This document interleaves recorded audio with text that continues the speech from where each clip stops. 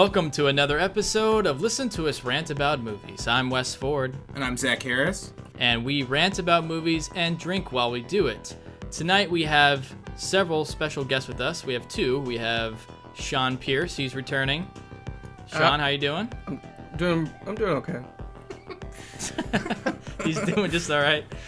And for the first time we have Dan McMahon. Is that how you say your name? It's McMahon. But McMahon, that's okay. That's the popular misconception. Hi, how's it going, guys? Awesome. Good to have you on, man. Yeah, thanks for coming on. So for this episode, we're going to be doing is we're going to be counting down our top 10 films of 2017. And what makes this really exciting is we're unaware of each other's choices completely. So it's going to be a surprise for us as much as it will be for the audience. So that's going to be part of the fun. What's everyone drinking for the cast tonight?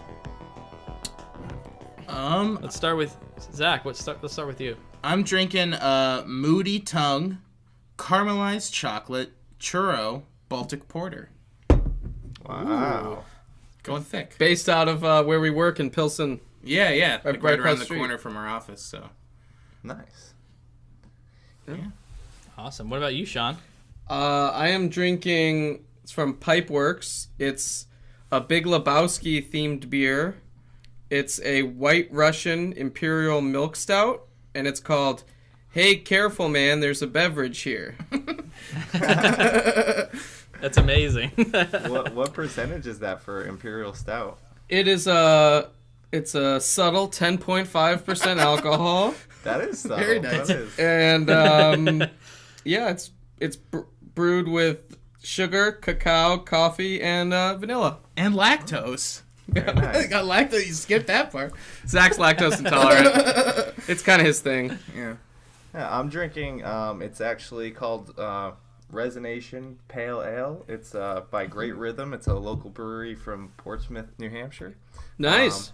Definitely one of my top beers of the year so far, so I kind of decided to pick it up. It was at a local store, so it worked out. Awesome. Nice. What kind of Awesome, beer? man. It's just a pale ale, so. Sweet. Oh, Yeah. What's your favorite kind of And, beer? I'm more of an IPA guy, like personally, but Nice. I figure because this could go a little long, I want to keep it around 6%. So Yeah. Smarter than I. Yeah. Cool. I wasn't so smart. I went with something a little stronger. But it was something I kind of wanted to try. I actually haven't had it before, but it's the Duck Rabbit Wee Heavy Scotch Style Ale. Nice. Yeah, it's 8%. So yeah, I can't wait to try it. It's going to be pretty strong, so we'll see how much I last through this thing. Yeah. Just duck out around number 4. Yeah. Let's give it a sip. Yeah, let's Cool. get some going.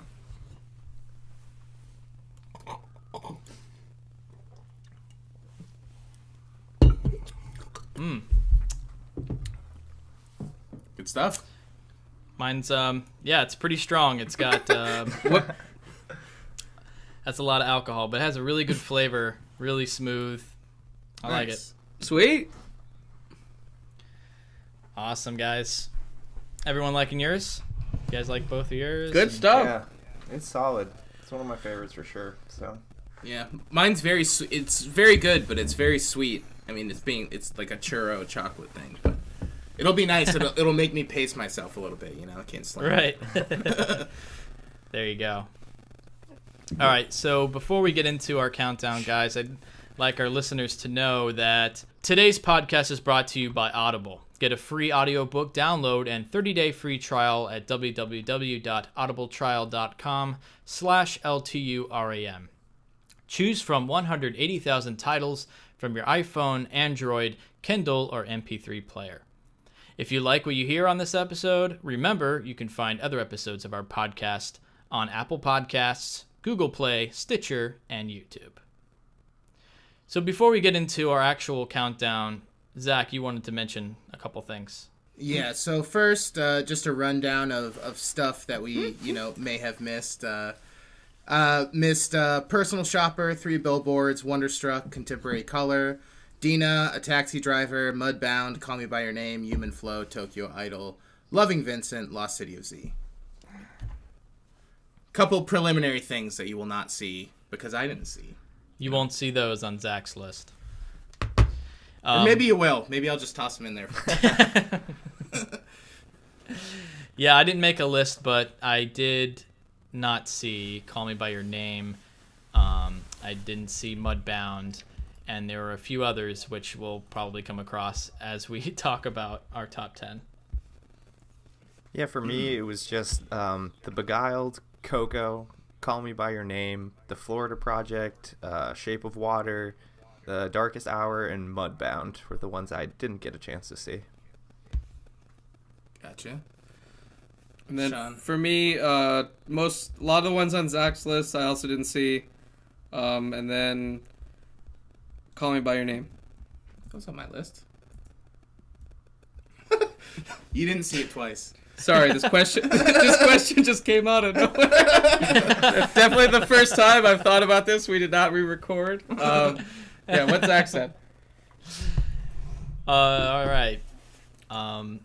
So how do you guys feel about your list? Before we begin, how do you feel about your list as it is right now? Do you feel confident about your picks? Do you feel like you may be pulling a Sean and you may be reordering as we go along, as he's doing right now, probably? How'd you guys feel? There's nothing wrong with reordering a list. I felt like for me it was hard at first. I watched a lot of stuff recently, because I knew this was coming up. Like tried to catch up on a lot of things I wanted to see, but before that, it didn't feel like a great year to me. But there were a lot of really good movies. But it was like a good 4.5 out of 5 year for me. I feel like it was like a lot of stuff that I like really really enjoyed, but that weren't automatically like, oh, this is going on the top 10. You know what I mean? Yeah, for me it was like a lot of really good smaller movies, I would say. Like movies probably made for under $10 million. There was a lot of good movies. And then less so on the big budget side. Definitely the big budgets kind of let us down, I think, a little bit this year. Just overall, there were definitely some good ones in there for sure, and I have a couple on my list. But yeah, I thought in terms of amount of movies, there was plenty to choose from. I could easily make a top 20, top 25, and be pretty happy with all the movies. So yeah, I'm with you there. I had a lot that I actually had the opposite reaction to Zach, I think, which was I just felt like I had a lot that I wanted to just put on my top 10. And to the point where I just had too many films and I just had to narrow those down. But yeah, I feel like overall this was like a better year than last year. Like the amount of content that was there, the amount of like good films that were there that came out this year, I feel like were a lot more. I agree. I feel like there was for me at least, there was a greater number of good movies, but I was more excited to make my top. It was harder for me last year to make my top 10. Yeah, I know. Because the ones that were like good were real good, and this year I felt like they were all still really good. And clearly, there's movies on there that I love, but I don't know. It just wasn't I guess it wasn't as challenging for me to prioritize. No, yeah, I got you. And then for me, I would say I thought it was a great year for really good movies. There were like, I'd had like 30 movies that I was actively considering to be like number 3 through 10. Mm-hmm. And then yeah, I'd say this year I really felt an increase in access. Like I'd hear about a movie and then I could track it down, whether it's on iTunes or Amazon, or just really, I felt like more than any year there'd be like a tiny film at a festival that I'd read about, and then I could watch it. And this year I feel like I have a lot of little things that I watched in the last like 2 weeks at my house that came out last year that normally I just like wouldn't have seen, which was really nice. Yeah, for sure. It's very interesting how we're accessing stuff now. It's like so much easier to find those Sundance type movies that normally you would have to, kind of go to an indie theater to track down or something. They're just putting them up now. So it's nice. That being said, I feel like Netflix, especially, I'd call out as almost being really bad for like taking movies that I feel like would be huge movies and just burying them. Like so many movies that they released, no one even heard of. Like after they were buzzed about at a festival, and then they bought them. Like Mudbound's a good example. That was like the biggest movie out of Sundance, and then it came out, and then people didn't even know it was on Netflix for 3 months. Or the Meyerowitz Stories, which was like a huge film at Cannes, and I feel like it's Noah Baumbach's best movie since like Francis Ha, but probably his second best movie overall. And like if that came out in theaters, I feel like Adam Sandler would be like nominated for an Oscar, but because it's on Netflix, it just gets buried. Totally. Yeah, I could see that. For sure. Yeah, it's a weird time. We're in this weird shift too, like where how content is just being absorbed, and there's just so much being out there, being put out there on Netflix and such, and Amazon Prime and Hulu and everything else that everyone's making their own original content, and we're gonna see some weird shifts, I think, for sure, in the future. But Definitely. Anyway, we think we could have a long conversation about that. But let's get to the countdown, guys. Zach, start it off. Number 10. Well, this is a very relevant movie. Just talking about Netflix movies. The top 10 my number 10 is Okja. Bong Joon-ho. What are you laughing at? Just we were talking about it today. Yeah. I almost cut you off and said Bright. No, still haven't. I should have mentioned Bright in the ones that I didn't see. Oh, okay. No Bright on here. Just like. Yeah. But yeah, I loved Okja. I thought it was a ton of fun. Well made. Very weird for. I guess it was like the first of the Netflix movies. I guess I hadn't seen all of them, but yeah, it was the first one that felt very unrestrained. Like it wasn't I don't know. Well, I lost my train of thought. Yeah. Man, I'm wasted, guys. Can't wait to see what insights. I feel like a lot of the Netflix movies, and Meyerowitz Stories followed, and like it was the same way that they didn't feel like they were a Netflix movie or something that was created. Compromised? Yeah, they didn't feel compromised. That's a good way to put it. Yeah. So eloquent, Sean. You're welcome. But yeah, I loved it. I thought it was a lot of fun. We reviewed it, so I talked about it a lot there. But. Yeah, we did. It's a good pick. I don't know. What are you guys on Okja? You guys like Okja? It's weird here. I really enjoyed Okja. It was on my list, I think, for a pretty long time, but yeah, Okja. It was a great film. I really enjoyed it, and like you said, we talked about it on the podcast. So yeah, I don't want to give anything else away, Fair enough, dude. I never saw Okja. It's on my list. I'm excited to check it out. So nice, awesome. Hell yeah! All cool. right, well, let's Sean, move on to Sean then. Number 10, bud. All right, you got that order figured out there? Yeah, let me pull it up. You scrambling? You sweating? I may or may not have changed it on the walk over here. I'm sure you did. I think. Let me pull it up. So I guess I should start with some context that I was cyberbullied pretty hard by Zach and Wes to not include any TV potential projects on there. So, and I wanted to respect that. So with that in mind, my number 10 is Spike Lee's She's Gotta Have It. No, I'm kidding. It's Wonderstruck. Wonderstruck, Todd Haynes. I really didn't have much of an expectation going in. I kind of thought some parts looked really cheesy, and just I missed it in theaters. But then I watched it like a week or two ago, and I've found it lovely. It's like, the way I would describe it is it's exactly the kind of movie like I'd want my kids to watch, and like that I'd want to watch with my kids. Mm-hmm. It played really nicely for me.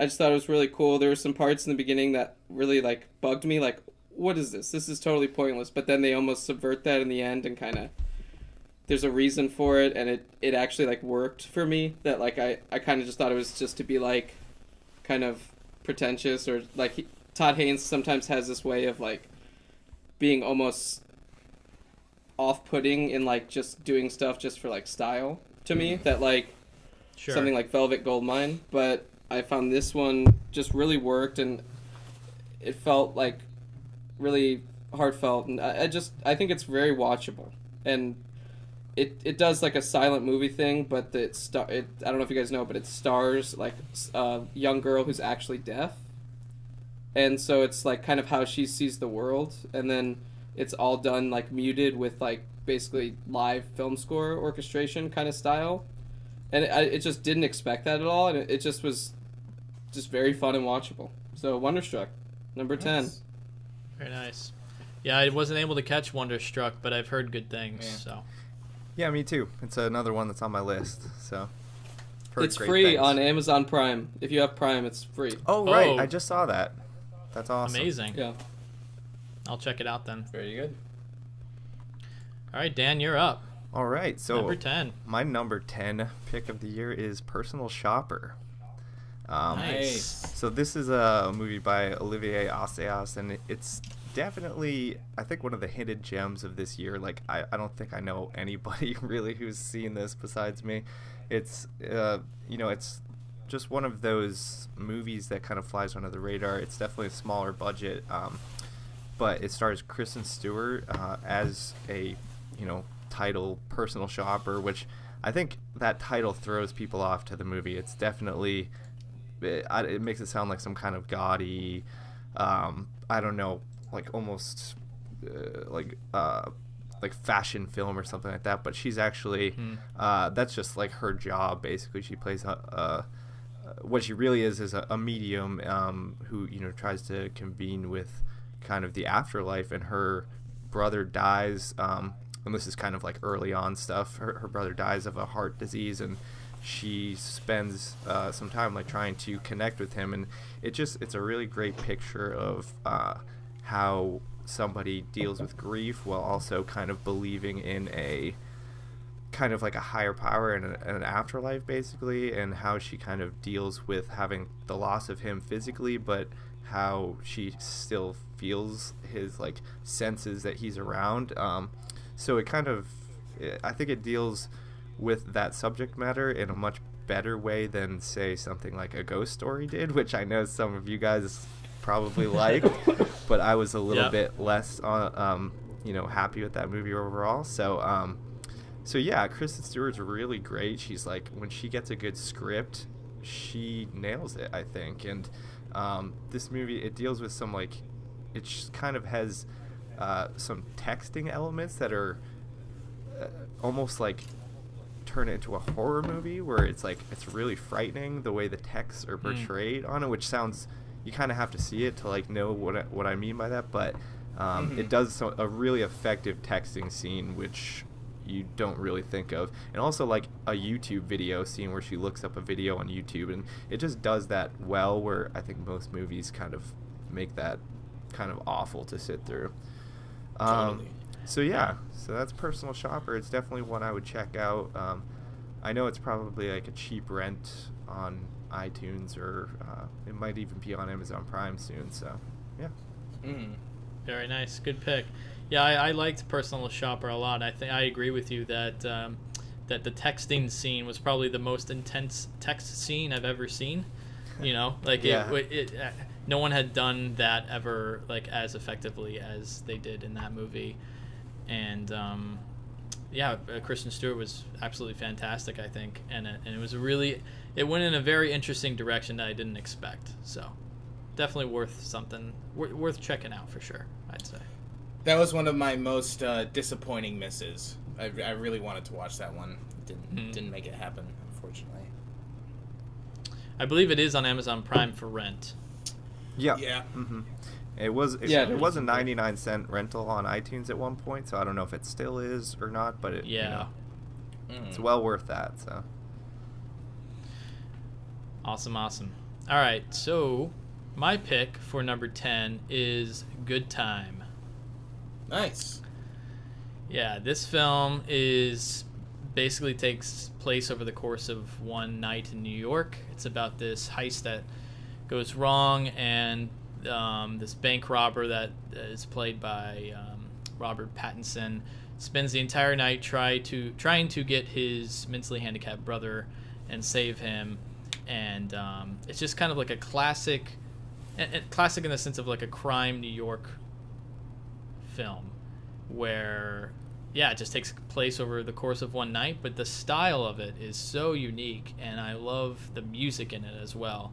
And I just think one of the best scores of the year for sure. The score is incredible. I love the score, and I loved Robert Pattinson's performance, and it's just like, it's one of those, you watch this and it's so intense, like you don't feel necessarily good afterwards, and I think that's definitely intentional, but it's a ride of a movie, and one I found to be very thrilling, and I enjoyed it quite a bit. So that's a Good Time. Yeah. Nice. Yeah, so we'll go ahead and move to number 9, which we'll go back to me. We're going to do like kind of a snake draft order, and we'll go back and forth. So my number 9 is The Florida Project. Nice. Yes. The Florida Project is absolutely fantastic. And honestly, in a way, I feel kind of guilty putting it that low on the list. But it's just sort of like where it landed. Probably because of the ending, which I won't give away. But the ending, I was not a fan of the ending at all. Some people love it. Some people hate it. I just didn't like where it ended up. But everything else for me was amazing. This film is incredible. It's by Sean Baker, saying he's known for Tangerine. And takes place in Florida, right here in Orlando, actually. I've been near some of these locations. I know where this was shot, and the way it uses the locations and uses the color and everything. Absolutely fantastic. And Brooklyn Prince, who plays the young girl in the film, she is absolutely amazing in it, and Willem Dafoe is amazing. So it's something that it's gotten a lot of attention. So you definitely need to check it out, and it's, I think, well worth that attention. Loved Florida Project. It was just, I think near the end is kind of what bumped it down for me. But yeah, definitely worth checking out. I'm right with you there on the end. I feel like it was. I was just loving the shit out of it, and it's like when you think about it, it's not that much of like the percentage of the movie, and so much of it is so great. Yeah. But it like brought me down so hard right when we left, like just it ending and me just being like, what? So yeah. But it does make, for me at least, it's hard to ignore the rest, 90% of the rest of the movie. So that's, I feel like that in itself is worth floating it back into the top 10 for me, and well worthy of its spot there. So it just got bumped up from mine. It was number 11. Just didn't make it. Oh yeah, yeah. I thought you were kidding. Okay. Oh no, man. No. Oh, he's revealing. Okay. Wow. All right. For something not happening. All right, Dan. What's your number 9? All right, my number 9 is Good Time. It's nice. Yeah, it's a movie that I caught onto it a little bit late. I didn't see it in theater, regrettably. It's one of those ones I really do wish I had, because I think it might be higher up on my list if I had kind of been in that immersed theater situation where I can't, the sound is just enveloping you, and like you said, the score is just this kind of synthy, almost, rings like a reminder of Stranger Things type synth a little bit, which is fine with me. Just a little bit more like 80s quick type pace, Yeah, and I just didn't know anything going into this one, and as soon as it starts, it just kind of locks you into that tone. There's like a quick camera, it's like a whip pan kind of thing at the beginning, right on to one of the Safdie brothers who plays Robert Pattinson's brother, and it kind of like as soon as that shot hits, you kind of feel like a little bit claustrophobic, and then it doesn't really like relinquish that the whole movie, which I think is pretty awesome. And it reminded me of Mother in that way, where it was very, you know, lots of tight close-ups and just made you kind of feel uncomfortable with you know, where the characters were in the movie and what they were doing. It's not a feel-good movie, you know. It's no. It's one of those ones that you kind of come out feeling a little bit like icky, but you kind of feel like, hey, there's this whole side of, you know, humanity that has to deal with these kind of issues, and it's really interesting to see that. Yeah, and I just love these movies where they kind of just back a character into a corner and they kind of just have to find a way out. It was something that Breaking Bad used to do really well. But, you know, Robert Pattinson gets in these situations in this movie, and you're like, how the hell is he going to get out of this? And, you know, he manages to He always do it. does. Yeah, so definitely worth seeking out and, you know, playing, you know, loud and just stay focused on it. Don't go on your phone or anything, because it will kind of take you out. So, yeah, that's good time. Awesome. That's nice. Sean, number 9. Number 9, Lady Bird. Oh, nice. Greta Gerwig. It's her first movie she directed on her own. I know she co-directed a movie with Joe Swanberg. But, you know, I really loved Frances Ha and Mistress America, the ones that she wrote. And then I think she helped Noah Baumbach edit them. So I knew that I was going to like the voice, but I was a little late to the party, just the way that I saw it. I only saw it last week, and I was like just a mess. I cried in the theater when the mom, like there's a scene with the mom. I won't spoil it because I don't want anyone to be ruined. I don't know who saw it, but I was very moved. I was thoroughly enjoyed it the whole time. It didn't really do anything especially new, but it just like felt right the whole time. That like, I feel like that's really hard to do, especially because it's like, oh, coming of age movie. Like I've seen a lot of them, and like, but it just had like a nice reflective romanticized thing that just felt like really honest. Where I feel like a lot of those kind of movies are just like aimed at a demographic. This was more like someone looking at their own past and like what it felt like in a way that just like, it's almost like when someone does a really good action movie, you're kind of like, they just like elevate that genre and it like really stands out. I feel like Lady Bird elevated the coming of age drama. So number 9, Lady Bird, check it out. Nice. Great pick. That's nice. I would agree and say that it's like the best form of that type of film, you know. It's like taking that coming of age film and it's like the best version of that. So yeah, good pick, Sean. Totally. Zach, number 9. My number 9 is Dunkirk. Ooh. I was it's just like a really impressive movie. I love that the characters are just like people. I guess I wasn't expecting that kind of treatment going in, so that was like a really nice surprise for me. And I haven't been like clamoring to revisit it, although I want to because I got that 4K and it'll probably be real nice. Woo. But and we watched 40 minutes of the movie I together. don't know about 40 minutes, probably 20. 40 collectively. So you watched the whole movie. We did a spot check on the UHD. We went, ooh, this scene looks good. We did a spot check of 5 I to did 6 as well. different Looks scenes, great. including the first 10 minutes. But yeah, it's a really impressive movie. It nails the scope. At first, the whole time thing was like a fucking course. Christopher Nolan had to add this crazy time thing, had to make it weird. But honestly, it's a really interesting idea, and it makes the editing of the movie really interesting. It's just a really impressive movie to me, and I think it deserves praise, whether you enjoy it or not. It's just like it's quite a feat, you know. It feels like an achievement. Yeah, definitely. Yeah. Very nice, Zach. All right, Yeah. number 8 then. Oh yeah, now I'm number 8. My number 8 is Lucky, John Carroll Lynch movie. Ooh. With Harry Dean Stanton. And it was just a really nice, endearing movie. I love Harry Dean Stanton, so obviously a movie starring him is pretty ideal, especially old man Harry Dean Stanton. And just really enjoy the moments, just him in these simple moments and being able to see those. And it's really funny, and it's just a very very pleasant movie. And David Lynch is really funny in it too. Rip. Yeah. I've not caught Lucky, unfortunately. Yeah. Me neither.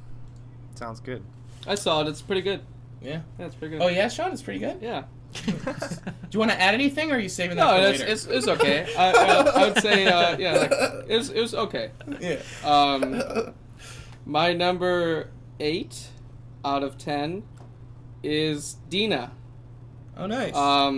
I don't know if anyone here's seen it, but it's just really delightful. It's basically a documentary about 2 people with special needs who are a part of this group in this small town, and kind of it picks up after they're engaged, and they're kind of planning their wedding, and they're in their 40s, and just kind of how they operate, and basically there's just the way that they deal with parents and friends, and the way that they talk about like ex-lovers and stuff. It's probably one of the most endearing movies I've seen in a long time. The lead, Dina, is she's very sassy, and it's just so watchable. It's just amazing. And then her fiance, who's like a very uncomfortable in his skin Walmart greeter, and just the way that their conversations and the access that the filmmakers had to make this documentary, like they're there on the night of their wedding night, like in the hotel room. It's like amazing to watch, and then I don't know, you feel really good. Just a great movie. I don't know. Nice. Dina. Very nice. No, I have not watched Dina, so I'll have to add that to the list as well. Totally. Yeah. Dan, you're up. Number 8. All right, my number 8 is The Big Sick. Nice. Oh, nice. Yeah, this was one of these kind of unexpected joyful movies, like that you just don't. I don't know. I just didn't have much expectation. I had heard it was good, and I just like randomly went to one of those matinee movies during the day and just kind of sat down, and this thing it really sucked me right in, and I just kind of fell in love with this kind of goofy comedian Kumail Gianni, and I was just like immediately just into his world, and kind of I saw through his eyes like how he was, dealing with trying to be a comedian, being like a struggling freelancer basically. I know what that's like, so it was cool. And then you're dealing with his kind of relationships with his parents, which is just so interesting to just see that kind of just that way of life, that culture of that Pakistani culture, how they operate in America now in a Chicago kind of setting. It was just very insightful. And then you see his relationship with Emily, and with like the spring of how they kind of meet and fall in love. But then the movie really ends up being about Kumail's relationship with Emily's parents, who are played, wonderfully by Ray Romano and Holly Hunter. They really nail these parents, and you totally believe that these are real people, and this is a real situation, and they just kind of bring it home. And then a lot goes on after that, which I hope people will go out and see it. And this was one of those movies that I watched it with my parents. Like, I don't watch any movies with my parents, and I was like, hey guys, do you want to watch this? And they loved it. And it's one of those movies that's kind of, it's not hard to sit down and fall in love with, and I just liked it a lot. Yeah, Nice. Very nice pick. Yeah, I really, really, really dug Big Sick. It was kind of teetering.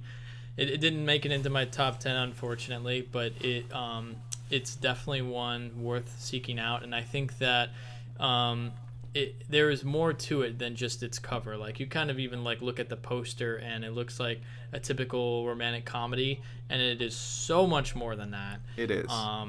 I think everyone really needs to give it a shot. It completely wrecked me at the end, and it's really good script, really well acted, just a fantastic movie, and it's hilarious as well. So very funny. Big Sick. Yeah, good pick. That's also free on Prime. Yes, so check it out. Yeah, it is. All right. Did you guys catch that one or no? I didn't see it. No, I forgot to add that to my my preliminary list there. I saw it. I enjoyed it. I found it very watchable, and I thought it did some things it had a nice spin on kind of the comedian talking about himself genre. Right. For sure. Yeah. The comedian bits, like, usually they feel in a regular movie that did that, they would feel over scripted, and they would feel like they're trying to like bring their best material to these comedian scenes. But in the Big Sick, they kind of, it almost feels like improv. It's just so kind of casual, and it's like that awkward laughter almost that you would really get in a comedy club in a lot of scenarios, because not everybody is, you know, the best comedian out there. So it felt very believable to me, and that just kind of heightened the scenario and made me feel like it was real and not just some kind of ridiculous rom-com. So yeah, awesome. All right, yeah, that's the Big Sick. For my number 8, I have The Shape of Water. The Shape of Water. Nice. This is a great movie, guys. It's a great movie.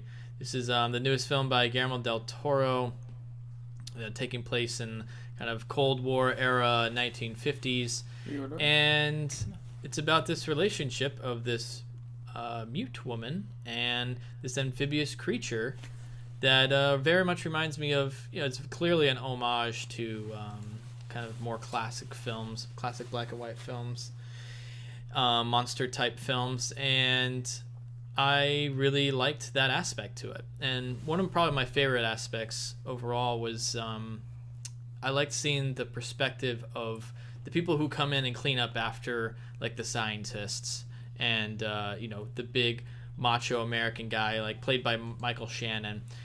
In older films, he would be like the main character, you know, like he would be like he'd be the main character. But in this, you see the opposite side of the people who are like kind of behind the scenes, or just like seeing what's actually being done, the cleaning ladies, you know. So I loved that aspect of it, and it's just a really well-made film. I think Guillermo del Toro was in need of a win, and I feel like he got that with this film. Shape of Water, great movie. You guys catch that one? Yeah, I really liked it. It narrowly missed the top 10, but I thought it did a lot of things. It subverted expectations in really interesting ways, and it was another good movie that just had scenes that make you feel really smiley, which I don't know. I feel like this year, whenever a movie made me smile, I like remembered it more than other years. So. I wonder why. Exactly. All right, so my number 7 is Lady Bird. Nice. Yeah, I think we kind of had a pretty good discussion on this earlier, but yeah, Lady Bird was just the best form of, like what I said, the best form of the coming of age film. I thought the script was outstanding. Greta Gerwig's direction was fantastic, well worthy of her latest nomination for Best Director, and Saoirse Ronan was amazing. And yeah, it's a great movie. It's a movie that you could probably pop in anytime. You could watch with anyone, and I feel like anyone could relate to it. You know, it's not just about the girl growing up. It's, you know, I feel like anyone can connect to Saoirse's character, and or the parents. There's also for the parents. So yeah, there's like all stages of life that I feel like it's accessible to anyone, and that makes it a good movie in my opinion. Absolutely, definitely. Yeah, so that's Lady Bird.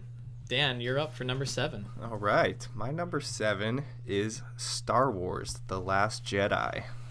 Nice, oh nice. Yeah, baby. This one, I don't even know if I can start to talk about exactly how I feel about it. It's the most interesting movie that, in terms of one of the most interesting movies in terms of the conversation that's happened around it after it's come out. It's fascinating to see how people have reacted. I am, kind of a Star Wars fanboy. I'm not afraid to admit that. I was there on opening night, the first screening of this movie, and it's one of those things that I love Star Wars. I love the universe. But I wasn't one of these people that, seemed to be they felt cuckolded by this movie or something like that. It was I loved everything all the changes that I think were a long time coming that Rian Johnson made in terms of kind of course correcting some of the little, more culturally insensitive things that Star Wars has done in the past, the way it's treated its female characters and, just minority characters in general. I love the message that this movie sends. It's just, it's empowering to everybody. It's just trying to say that anybody is capable of doing whatever they want, and that's a good thing. But it also challenged me. I didn't know how I felt about it exactly when I first came out of the movie theater. I had to grapple with it for a couple of days, and then I've seen it 3 times now, and I've the second time I realized how much I really truly loved it. I mean, there are just little moments, that Rian Johnson, it just shows he's a master filmmaker. There's that scene right at the beginning when the bombers are coming in and the character, drops the detonator, and she best scene in the movie. It really is. Yeah, it's a great it's a moment. great scene. It's a mini, almost like a short film that's the most powerful short film ever. I think it's it's unbelievably well made and shot. And that I think there's a lot of scenes like that. And then if I had to choose another one, it would just be the throne room scene where there's a big twist, and then there's an amazing fight scene that's just, the choreography is incredible, and there's a slow-mo kind of quick shot that it's gonna go down as one of my favorite shots in movies ever. I think it's just so good. And yeah, it just there's so many. I think that Rey and the Kylo Ren relationship in this movie really grounded it and made it feel like it was a little bit better than The Force Awakens, because I think that's kind of where this series is going. It's about Rey, and it's about her story with Kylo Ren and his possible redemption. So and then Mark Hamill, guys, Mark Hamill, he's pretty decent in this movie. He's he does not have a very thankful job in this. He kind of has to be a little bit curmudgeon-y and mean, and I loved it. I just thought he was exactly how that character should be. He would be, after all this crap has happened to this guy, he would be like that, and I totally believed it. So yeah, Star Wars, it's you either love it or you hate it, I feel like, with this one. But what I'm really excited for, and what I've heard a lot of people say, is just how open-ended it is now. The next movie can go anywhere. We could start the next day after this movie, or it could be 5 years in the future, so I just like how it's exciting, because we can go wherever we want to from here, and hopefully JJ doesn't screw it up. Yeah, fingers crossed. I'm right there with you, Dan. I think Star Wars: The Last Jedi. I loved the movie. I've seen it 3 times. I you know, it's just, it is an interesting thing, and just it feels almost like a part of 2017, right? Just the conversation about this movie and the insane divide that this has created. I don't understand a lot of the divide. I'm totally on board with like this new direction, and it's sort of the thing that we wanted, right? Like Force Awakens, it was a rehash, and we wanted something new, and Star Wars delivered on that for me, I think. So for sure, yeah, it's something that I could totally talk about for hours and hours and hours. Yeah. But I feel like it is totally part of 2017, the year, you know. Yeah, it will go down. We'll remember it. We'll remember the reaction as much as, you know, I think the movie will be revered a little bit more with time. I think this will age better than, say, The Force Awakens will, or Rogue One, so. It'll age like a fine green milk. No, that's nice. The best. That's the best part of the whole movie. Yeah, that dude, Zach, when you guys were talking about that that moment in the Star Wars episode, and you were talking about, I was like, I knew Zach was gonna love that moment. Like, I just knew it. It's the best. It delivered. It delivered. So yeah, that's my number 7, Star Wars. Oh yeah, awesome. Sean, you're up. Number 7. Number 7. What just moved into the number 7 spot? No, I don't adjust every movie on the list. Some copying and pasting going on, I see. Yeah, no, I'm not gonna lie. I've definitely, you know, part of the fun is the finagling. You know, you gotta. A list is fluid, man. You know, it's like, you know, whatever. It's true. You know, this big Lebowski beer is opening me up. You know, I would say my number 7 is actually The Challenge. Oh, nice. Which it's a movie I watched way back today during my lunch break, and it was. How long's your lunch break, man? the movie's 67 minutes long, so I was like an hour. It's a short. It was a slightly extended lunch break, but it was incredible. I just love this kind of movie. I wouldn't say it's recommended viewing for everyone. It's very much what you see is what you get. Basically, the description of the movie, I think, is like it follows around Saudi Arabian very wealthy men as they get really into falconry, and it's basically just showing them buying falcons, cleaning their falcons, like sending their falcons on aerial flights. It's very hypnotic. It's absolutely jaw-droppingly beautiful. I make stuff as a job, and just like what they're able to do with seemingly little like advanced techniques is just like makes me really embarrassed. like the shots that they get that are just like static shots, and like the imagery they create is just incredible. Like several times I was exclaimed out loud at work, like, "Oh my god!"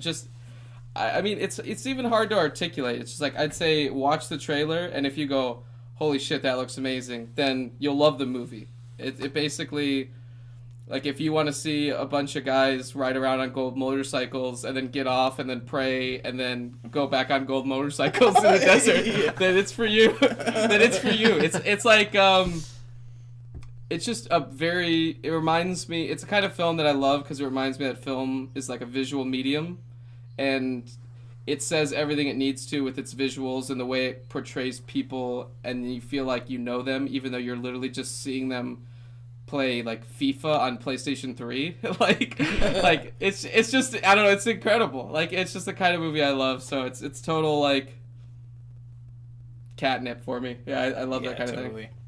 Yeah. That's called the Challenge? The Challenge. Mm-hmm. It's on Amazon Prime for $5. I'd say watch the trailer. If you're like, I gotta see this, then you'll love it. Yeah, totally. It's not even showing up on IMDb. The Challenge? Really? Yeah. Interesting. Yeah. It's like on page 2 of Amazon. Yeah. Like, when I search Challenge, it's a lot of wrestling, and then like an MTV show called like MTV's The Challenge. But it definitely exists. It's amazing. I'll have Zach post something with the show notes if he can do that. But it's good. That's my number 7. Awesome. Nice. All right, my number 7 is Good Time. Ooh. Yeah. I really Nice. loved Good Time. It didn't hit me as much the first time I saw it. We saw it in the theater, and I was like, oh yeah, that was really good. I liked it a lot. But then kind of just didn't think about it for a while, and then all of a sudden I just got this like insane desire to watch it again, and I just thought about it, and I was just like thinking about it forever, and then boy, that second watch just really had it sitting pretty for me.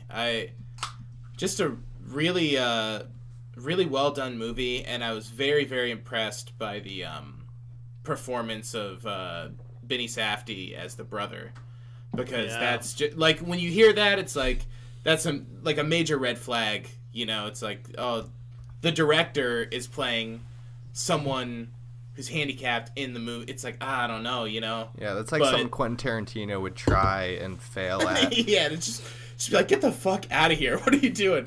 But I thought he was amazing in it. It was a super honest feeling performance, and yeah, the energy is just so high. And we talked about the score earlier. I'm a big fan of One O Tricks, so that's how I initially even found out about the movie. And Nice. yeah, just loved it. Big fan. Big Good fan, pick, good time. Zach. Yeah, big fan. Good time. All right, and then I guess I'm on to 6 now. Number 6. Number 6 is Killing of a Sacred Deer. No. By Yorgos Lanthimos. Big fan of that boy. What are you laughing at? Nothing. Did I say his name wrong or something? No. No. Are you laughing because I dropped lid? I wasn't gonna mention it. Zach loves it so much he fell asleep for 5 minutes during the climax. But yeah, It wasn't the climax. It wasn't the climax. There it is. To be fair, I was going really hard on Papo and the movie we were making. We saw it the day after the screening, right? Mm-mm. It was like right afterward. Fake news. Not fake. We saw it. But yeah, I am a really big fan of this movie. I love this director. I was just reserving my number 1 spot for this, but didn't quite make it that high. But yeah, I really, really liked it. It has a very strange tone, and I love the humor and the way that they deliver dialogue in the movie. It's just very like clinical and cold, but somehow has life, which I think is interesting. And the performance of the kid, I don't know the actor's name, but he was also in Dunkirk. Ben something. Yeah, was just amazing. Yeah. That kid is incredible in the movie. But yeah, just a fantastic movie. Loved the spaghetti scene. Yep. Yeah, it's great. Big fan. Yeah. Awesome movie. Yeah. I enjoyed it. Wasn't quite as high on it as you were, Zach, but I thought it was tonally too off for me, and very, very strange. But I do like Definitely Yorgos strange. films. Yeah, I like most of his films. I feel like it wasn't as good as The Lobster for me, but I will say I do think The Lobster strikes a really nice balance for him, where his films are like mean at times to their characters. Oh yeah. And I feel like the Lobster has a really nice like offset with the humor, even though a lot of it is like insanely dark. Whereas I feel like the humor isn't necessarily like it's I guess it's like a smaller, stranger version of like his humor, like talking about the watch and re-saying all the specs on this watch that he's giving people, and like eating the spaghetti. Yeah, and the spaghetti scene, and like it's definitely a different brand of humor, and I think at first it kind of took me off guard, just because it makes it like very, very bleak without that present. But I did still think it was really funny, and I was trying to get a rewatch in on that thing before the cast, but didn't make it. Nice. He's definitely like fine-tuning his style Even like the way that his dialogue works. It's almost in a way like Wes Anderson. Like his scripts and his dialogue have a certain cadence to them. Yeah, very to the very way they flat talk. delivery. And he has his own way of his own style for that. It's interesting. Yeah, there's a lot of interesting stuff too. Just like the way that him and Nicole Kidman have sex in the movie, where she's like laying on the bed motionless, and I don't know. I just thought it was very really much a dark comedy, and heavy on the dark. Very, heavy on the dark for sure. Yeah. Very nice. That's The Killing of a Sacred Deer. Sean, what's your number 6? At one point this morning, my number 6 was Killing of a Sacred Deer. It is now no longer on my list. Wow. Zach will attest, I'm a tweaky boy. Such a tweaky boy. I think do we lose Wes? Oh, no, he's back. My number 6 is Dunkirk. Ooh, very nice. Yeah, just, I always I think I like how big Christopher Nolan goes more than I like his movies, and I think this was the first time that they really met in the middle for me, where since The Prestige I don't think goes that big, but I like that story a lot, where it's kind of like one or the other for me, where this I felt had both, where I loved that there's so many different subtle things, you don't even see an enemy soldier, you don't you know maybe 2 people's names. I don't even know if you know a name. It's just all these different things where, but I never felt like I was missing stuff. It felt like a really strong experimental film almost that was boiled down to the essentials of what the bare minimum of what you need to tell a story. And I found it. I think it was just effective, just Definitely. Really well done. The first scene on the beach when it's shooting between 2 poles and a plane flies by and you see 300 people drop down to the ground in sheer terror. It's just I was holy shit. Yeah, you feel it. It's crazy. In the theater, the scope. In the theater I saw it with Zach and John, but also my fiance Karen, and she was literally flinching every time a bullet was shooting, and she looks at me and she's I think I need to leave. It's just it's but yeah, I mean, she loved the movie too, but it's just one of those things where just a visceral movie. I think he described it as he wanted to feel you're in VR. Oh, that's awesome. I didn't know that. That was his pitch. I didn't know that either. I feel that's very effective, and I got that sense. It just, I think it's just really impressive. Yeah, definitely. Dunkirk, good movie. Number 6, good movie. Pick. Absolutely. Oh yeah. Well, my number 6 is also Dunkirk. Nice. Nice. Yeah, I mean, pretty much everything Sean said, I totally agree with. I think that the VR statement by Nolan is so right on, because I think this movie is just the same way Saving Private Ryan was war movie genre defining. It made its own thing that so many war movies tried to emulate after that. I think Dunkirk is going to do a similar thing for war movies. Just the atmospheric quality to it, like Sean said, the visceral nature of it. It makes you feel like you're there. And Nolan was, I think it basically, he just was screw the script. You are obviously there's a script there. It's not there's nothing said. There's stuff said, and it's important things, but it's really just taking you through there. You're experiencing all these things with this person. It's almost voyeuristic in that way, where it's just following these people, and you're experiencing every time that person experiences fear or horror or anticipation, and you're seeing that on screen with them. So you don't need a person to stop and be I feel so scared right now. This is terrifying. You don't need that dialogue in there, right, because you're experiencing it. And I saw it in IMAX, and it was in one of those just amazing the sound.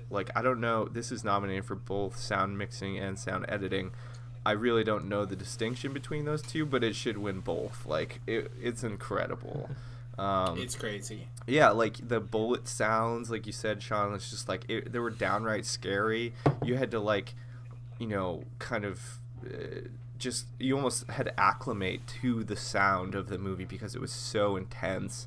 And then but it was probably, if you think about it, like not even close to as loud as that real thing would be experience wise. So it just gives you a more appreciation for what these people went through, and the message is good. I think the editing actually was really interesting and added to the movie for me. It didn't take away Definitely. from it. Especially the second time. I watched this twice in the theater, and it was the second time the editing works even better for me, I think. So I would agree. And then I think the cinematography is just beautiful. It's kind of that like blue green kind of like look to it that I love that like look, especially for war movies. So I think Hoyt van Hoytema should definitely he deserves that nomination he got for cinematography. But the Diekmeister's gonna take it. I think we'll see. The Diekmeister. Yeah.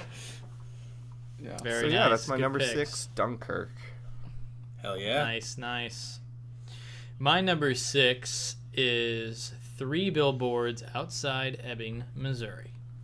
Nice. This movie was awesome. I walked out of this film and I was like, that just has to make it in the top 10. It's just so good. I just loved how unconventional this film was, how it kind of it took your expectations and kind of flipped them completely on its head, and there was surprises around every single corner, and I loved, it's about anger, really. It's about rage and anger and how it can overtake someone and what it does to a person if you leave it untapped. And Frances McDormand is, I think, probably my favorite performance of the year. She is so good in this movie, and everyone else too. Woody Harrelson and Sam Rockwell, they were fantastic, and it's definitely one I want to check out again. But my initial thoughts walking out of this film was I loved it, and I loved how absolutely brutal and how batshit crazy it actually ends up being. So that is 3 Billboards Outside Ebbing, Missouri. You guys catch this film? I didn't, unfortunately, no. Yeah, I saw it. I actually saw it like in 2016, in like September, October. Like, so I'm like a year and then 4 months removed from it. But I liked it a lot. I mean, I literally didn't know a single thing about it. So I was, because it was like a work in progress. Yeah, it was a work in progress cut. So I haven't seen the final version. Interesting. But no, I remember I really liked. I saw it with my brother, and it was his favorite movie he saw that year. So he loved it, and I was like, I don't know, it was good. I liked Frances McDormand. I thought she was really good in it. Yeah, I'm sorry, I'm a little removed from it, but it's yeah, no worries. It was pretty good. I saw it fairly recently, about 2 weeks ago, and it was one of those movies where, I don't know, I had heard a lot about it, and I didn't know much in terms of story-wise, but I liked it. I didn't love it. It was just one of those things that it's probably in my top 15. It's probably in the 15 to 20 range if I had to rank it, but I don't know. Frances McDormand is amazing in it. Like, that's the one thing. Like, I totally agree with all the praise she's getting. But I think everybody else was mediocre, honestly. I thought it was kind of overwritten. There were some, just the swearing. You know how, like, swearing sometimes feels, like, genuine and sometimes it feels, like, completely off? Well, I just felt like the swearing in this movie was, like, way overwritten. Like, nobody would actually talk like that. But, I mean, fair enough. But I liked it at the same time towards the end. I kind of came around on it more. It was more like the beginning, middle. I wasn't crazy about it, but I definitely came around on it. And I think it's very good. I just don't think it's great, like a lot of people are saying. Fair enough. It's definitely an off-putting movie. You know, it's definitely one that I feel like a lot of people probably, yeah. I think a lot of people actually dislike it. So I can see your point of view. Right, sure. But I'm not one of those people, like, I'm not like offended by it, you know? It was just one of those things where I didn't love it, even though I wanted to. But, you know, that was just me, and that's just the way I feel about it, so. Fair enough. All right, so moving on to number 5. We are halfway through, guys. Woo! Yes. So my number 5 is Dunkirk. Oh. Yep. We've said a lot about this movie, so I'll just add that this was the best theatrical experience I've had this year. Mm-hmm. In terms of going to a film, seeing it with the biggest sound, the biggest picture, the biggest grandeur. I think Dunkirk was number 1 for that. Like, I went there and it was just crazy, and I saw it in IMAX to feel the sound effects, to feel the bullets and the explosions, and just kind of experience this film. It was amazing, and I think that's why it's made it to my number 5. It had quite an impact on me as an experience overall, and I think only Christopher Nolan could have delivered a movie such as that, you know. Totally. Definitely. I mean, it made $188 million domestically. Like, that is not bad for a movie like true. That. So. Yeah, definitely not. Yeah, I love most of Christopher Nolan's films, and I really liked how he kind of went in the direction of this, where he just like wanted to make something about an experience. You just go through something like this, and I feel like the time plot shifts wasn't necessarily necessary for the film, but I feel like it was a unique twist that I didn't mind, and I enjoyed in the end. So yeah, Dunkirk, it's a great movie. Nice. Sweet. Just a bunch of Kirkin boys, you know what I mean? I think that's the one movie so far that has made it on all of our lists. Yeah. Nice. Yeah. So, It's a great one for sure. It should be seen, like you said, as loud and, you know, big as possible. And it's sad that you're seeing people watching it on like airplanes right now. You know, it's like, yeah. Not a good airplane movie. Yeah, I watched it on my iPod Nano, and it held up.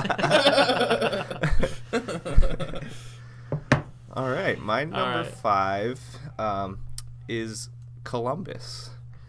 So, Nice. Oh, nice. Yeah, so this is actually one that Wes turned me on to. I kind of I was peeping his letterbox a little bit, and you know, there's some movies that you just kind of like, you see their poster and you just know it's your kind of movie like immediately, and that was Columbus for me. I mean, I'm a photographer, so I'm just kind of attracted to, you know, the visual style that this movie kind of presents.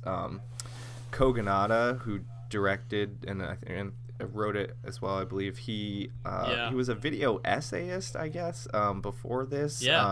He doesn't have much on IMDb, but it's he really, you can tell, like, he's got a real great visual sensibility. You know, he just knows kind of how to frame something and how to draw your eye in using, you know, just lines and just the format that he's shooting in, and that's something that not every filmmaker seems to have a good grasp on, at least, and he just has it, man. Like, you can just see it. I just, you know, could pause any frame of this movie and just kind of start breaking down like why he framed it like that, and I think that's pretty awesome. There's no extraneous camera movement that like doesn't need to be there. It's a very calm movie. It's quiet and kind of reserved, and that's what I love about it. And it doesn't feel like it needs all these plot machinations and all these kind of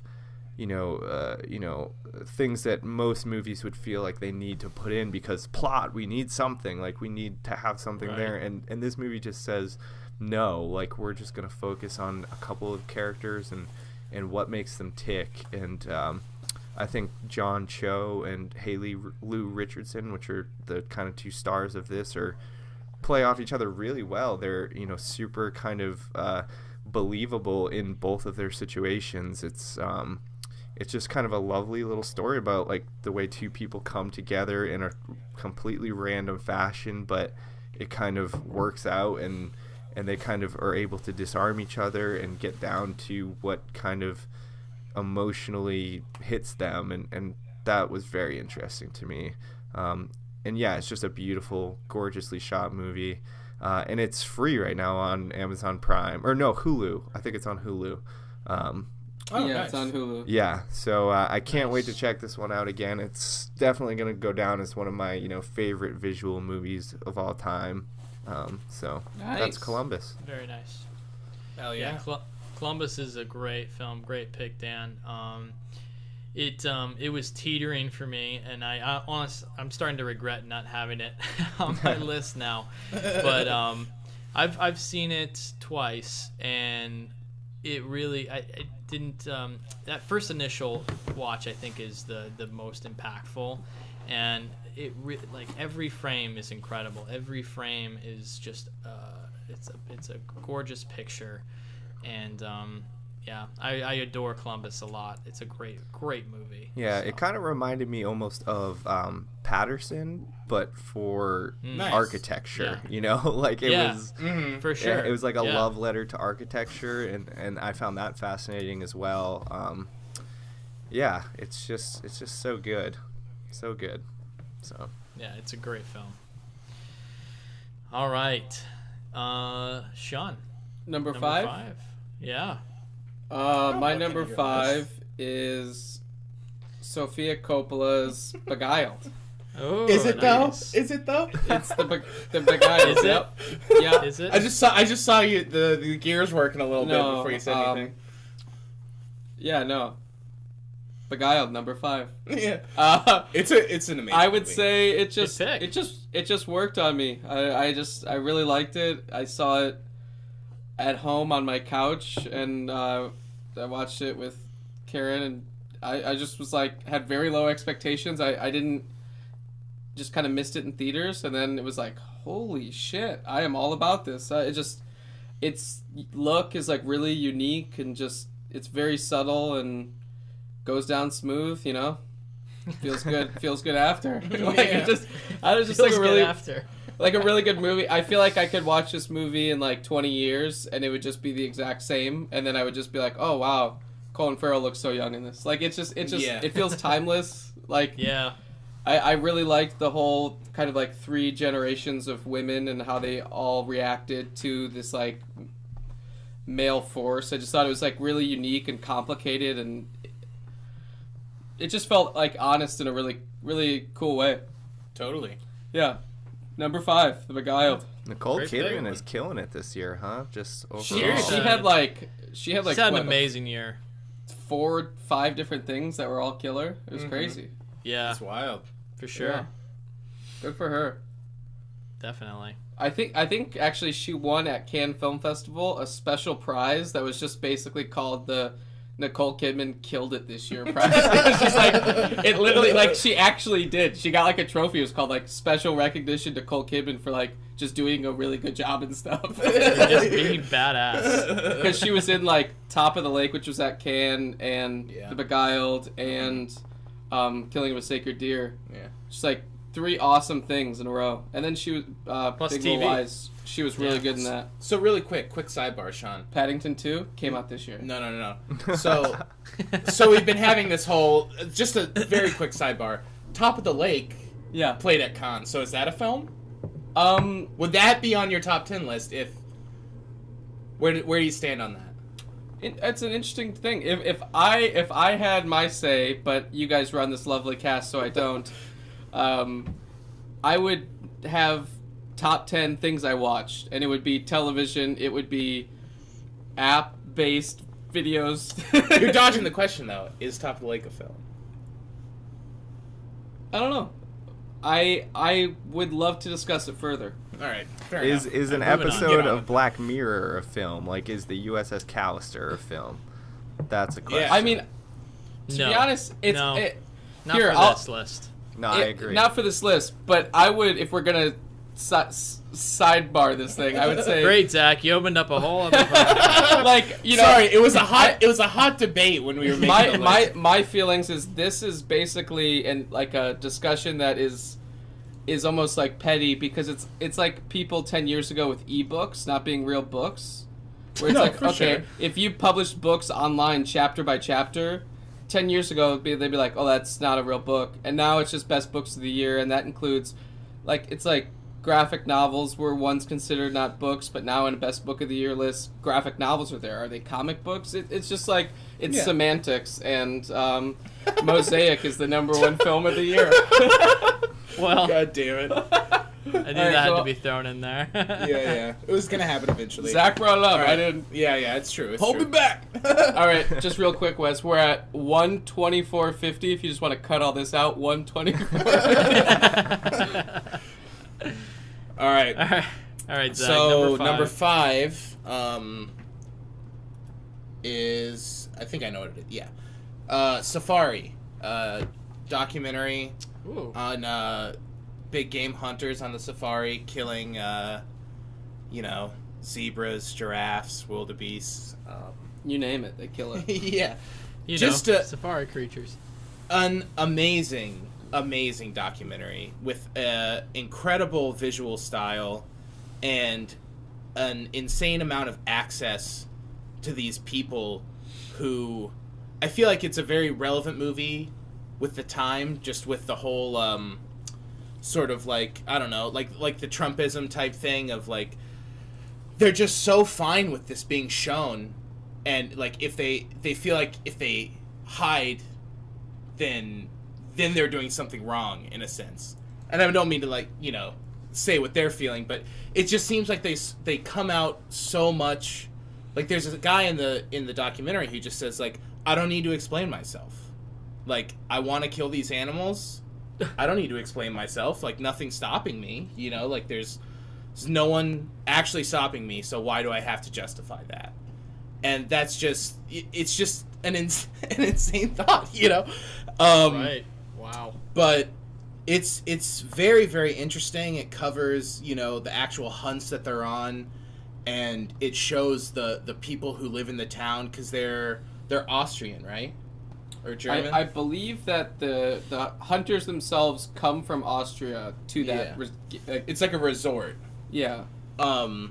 So there's like the native people who are helping them with the hunt, but you don't really get any insight to them because it's kind of through the other perspective, but you like see them and just them like eating scraps of the animals, and you see them covering or cutting up the animals too. There's like a very intense sequence of them cutting up a giraffe and a zebra that is one of the craziest things I've ever seen. And not to be like, whoa, that was crazy, but it's just so... But it is. It's so impactful to see someone just go, okay, and then they just start cutting the skin off a giraffe. And they're like, there's like a zebra's face on the floor that they're done hosing with off. like the same amount of nonchalance that like someone that flips burgers at McDonald's. Yeah, exactly. They're just skinning a giraffe and like disemboweling it. Yeah. Wow. It's crazy. And you see there's just all these moments that they captured that I don't really want to give away because they're very impactful when they come up. But you see the hunter's perspective, and then you see their children and what they think, and it's just a really, really interesting documentary with an incredible visual style. Some of the best interview shots that I've seen in a documentary ever, probably, and just a great one. Just a great one. Where do you watch that, Zach?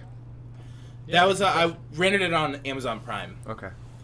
If you do a Which shit, I just realized my trial.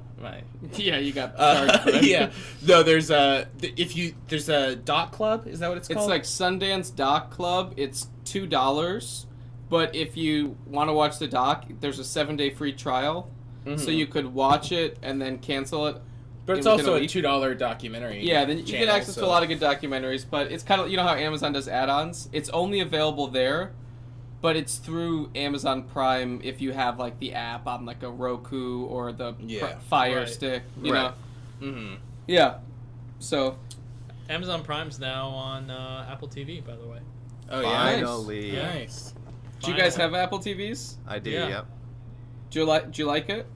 Yes. Yeah, I do. I have a pair of Apple AirPods, the wireless headphones, and I usually...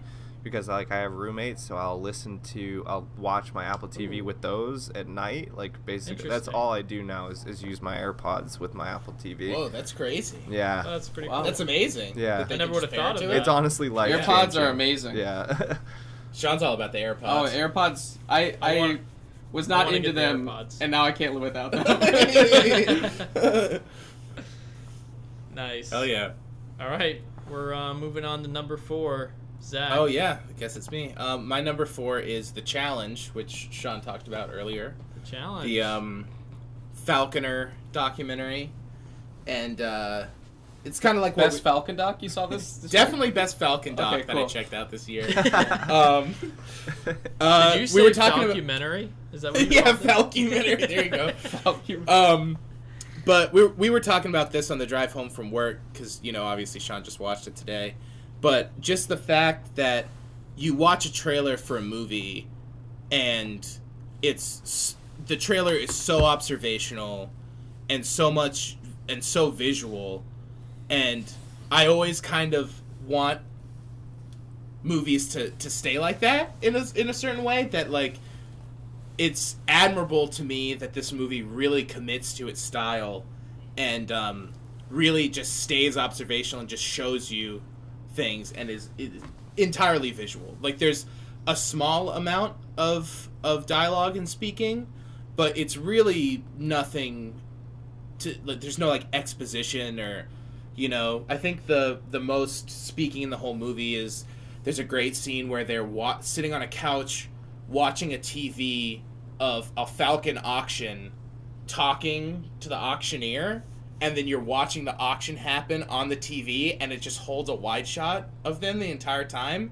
and it's just fucking amazing. Yeah. Like, it's just like, so the style of it is just like, so it's like the way they bring parked religion in the alley. into it too. Yeah, totally. And they say, I guess it's like a blessing there, but it's God willed it. Yeah. As just like almost like a compliment, like, oh, God willed it, like, oh yeah. Yeah. And basically, I think 90% of the dialogue is just the God phrase willed "God it." willed it." Yeah, like a young boy learning how to handle a falcon and takes it out and he's training it and puts it back in. They go, "Great job, God willed it. Like you must be a falconer." You know, it's amazing. But then there's all this crazy. Well, I don't want to talk about that. It's a spoiler.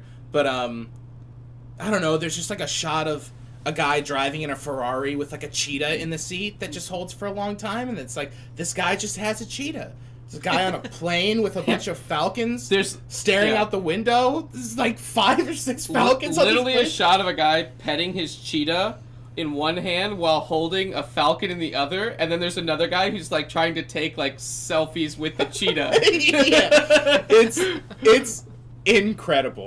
It would be the greatest movie to play at a bar on a loop. I would go to that bar all the time. Yeah, totally. Yeah.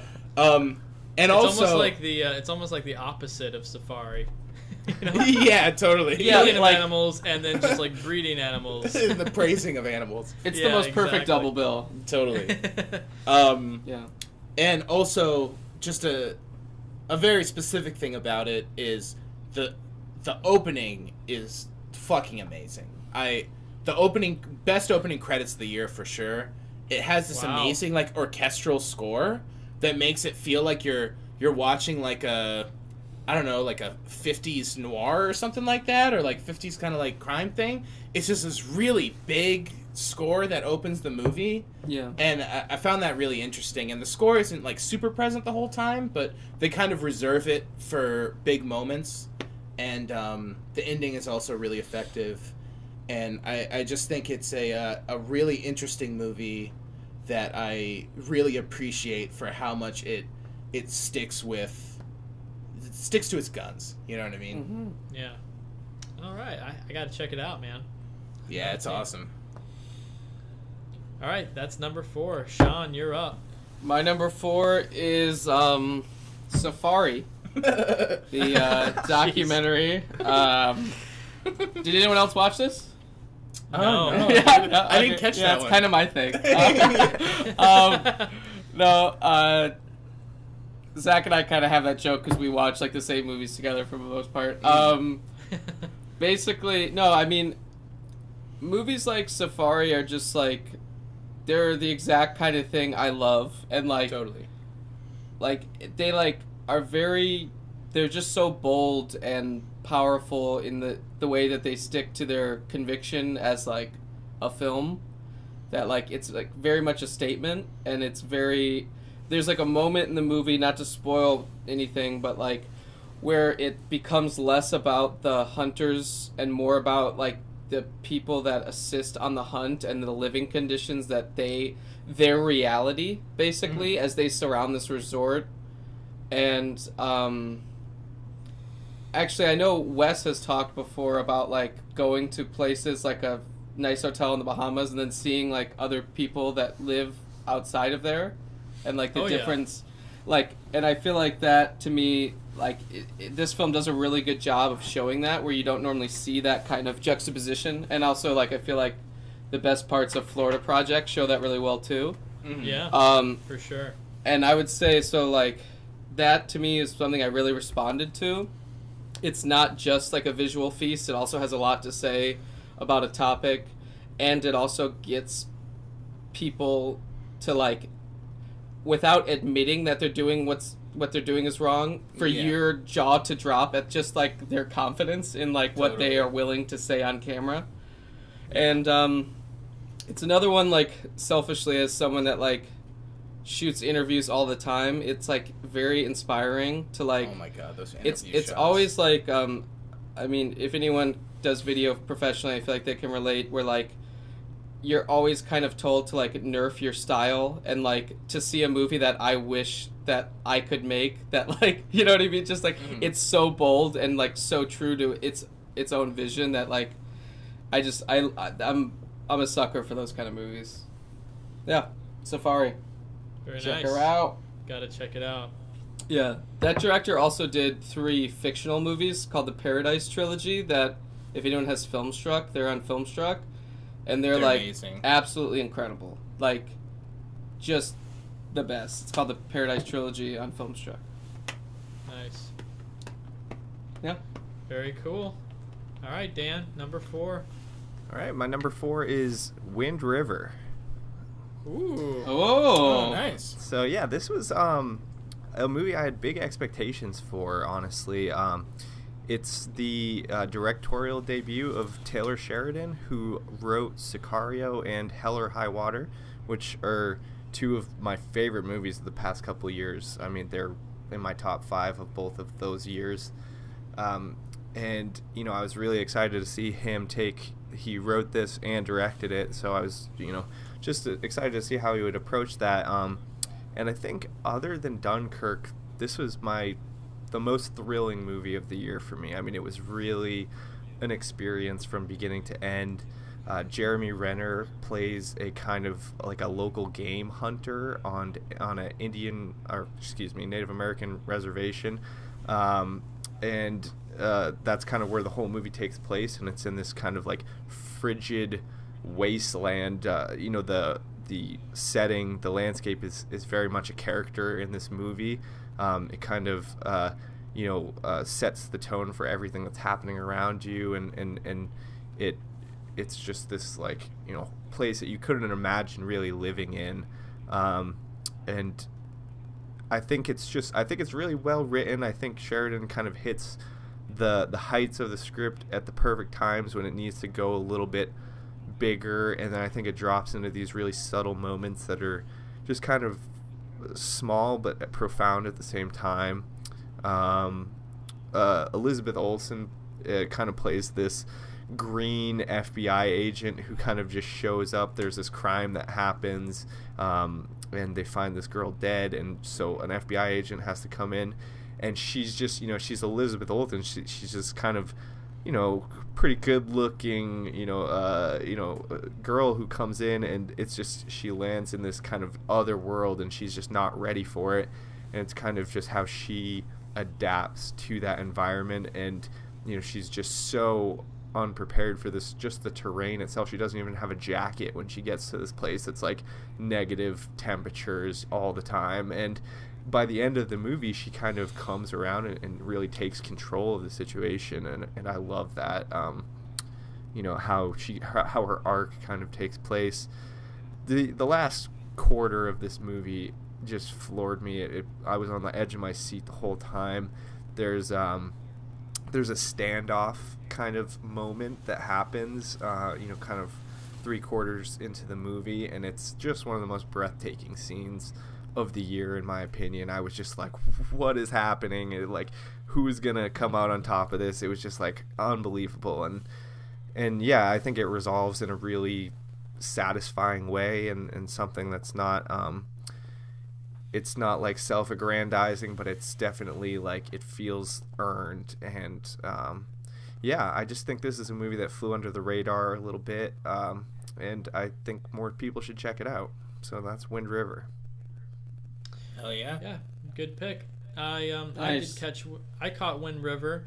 I was a little more lukewarm on it myself, but I definitely think it's definitely worth a shot, worth checking out, worth watching. I kind of need like another watch of it, I think, to be honest. But I get that. No, yeah, I need another watch of it, but it's worth checking out. It has the location, like you said, is very much a character, and I really liked that portrayal. And I do think that there's this like big sort of reveal near the end, and I like that how that is revealed and how it ends as well. It's a pretty good ending. Yeah. I just feel like, for me, I felt like some of the execution for some of the scenes weren't quite spot on, but like I said, maybe I need to rewatch it. Either way, I did like the movie, and yeah, I'd say everyone should check it out. Yeah, and Wind River. Amazing little cameo from John Bernthal in there too. So, yeah, for sure. Nice. Yeah, pretty memorable scene. Yeah, very memorable, and yeah, I really enjoyed it. So awesome. So my number 4 is Blade Runner 2049. Nice. Whoa! I thought that was number 1. Nope, number 4, guys. Shit. This boy's number 1. Star Wars? We're talking Star Wars. Yeah, I love this movie. I love everything this director does. Denis Villeneuve is incredible. I mean, you look at the crew behind this movie. You have just an incredible list of masters on this film, and it really does show. It shows the style, the production design, the music, just especially the cinematography is just outstanding. And it's a I will be pretty baby. It's gorgeous. To me, it's the most gorgeous film of the year. It looks fucking amazing.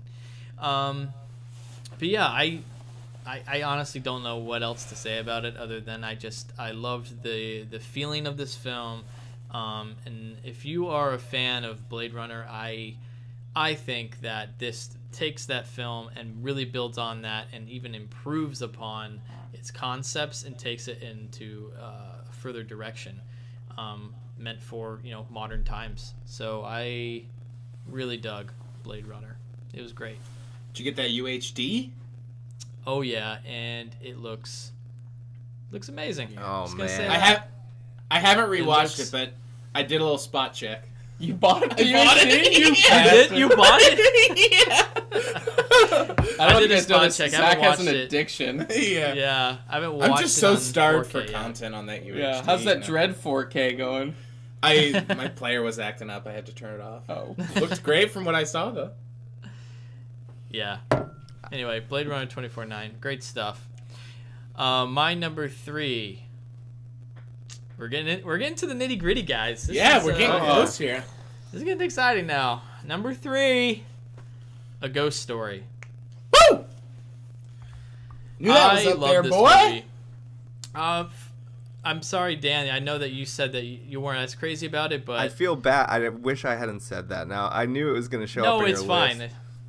No, it's fine. It's fine. No, I this one for me, when I went to see it in the theaters, I didn't know anything about it. I went completely blind. I just thought, it had Casey Affleck and Rooney Mara in it, and there's a guy with a sheet over his head with holes in it. I didn't know anything else about it.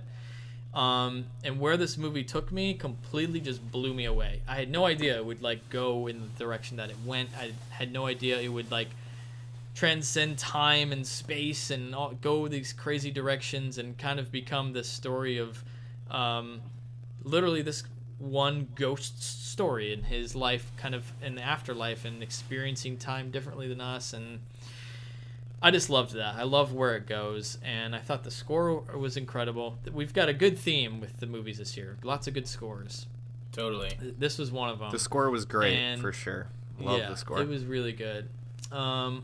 And when I went into it, I did also know that it would be 4:3. It'd be shot square, and I thought not just 4:3 though, but rounded edges. Rounded as well, yeah. It's like the little box, the Skype box up in the top right corner. Yeah. I did think going into it that might be a little pretentious, that might be obnoxious, but I thought that it was just a really unique take on the story, and that they utilized it really well, and it actually worked very well with the story. It encloses him in this tinier box and makes him feel more trapped, and I liked it. And it actually allowed for experimentation with that kind of frame. We're not used to that, so they got to play around with that kind of framing, which I thought was really interesting. But yeah, A Ghost Story, loved it. It's a great movie. Just check it out. Awesome.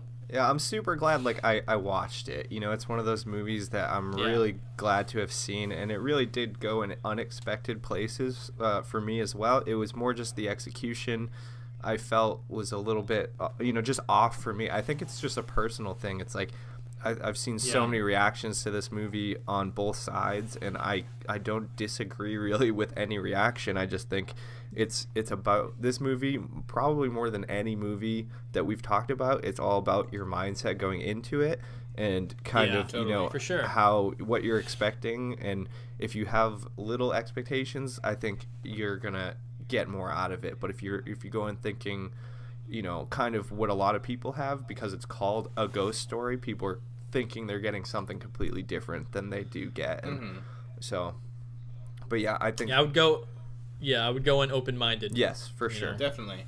But yeah, which is what kind of got me with the movie. Is I definitely think I had, from talking to Wes about it, and not just you, Wes, but also reading a lot about it and my own expectation. I feel like I thought it was going to be more, which then at the end felt kind of underwhelming.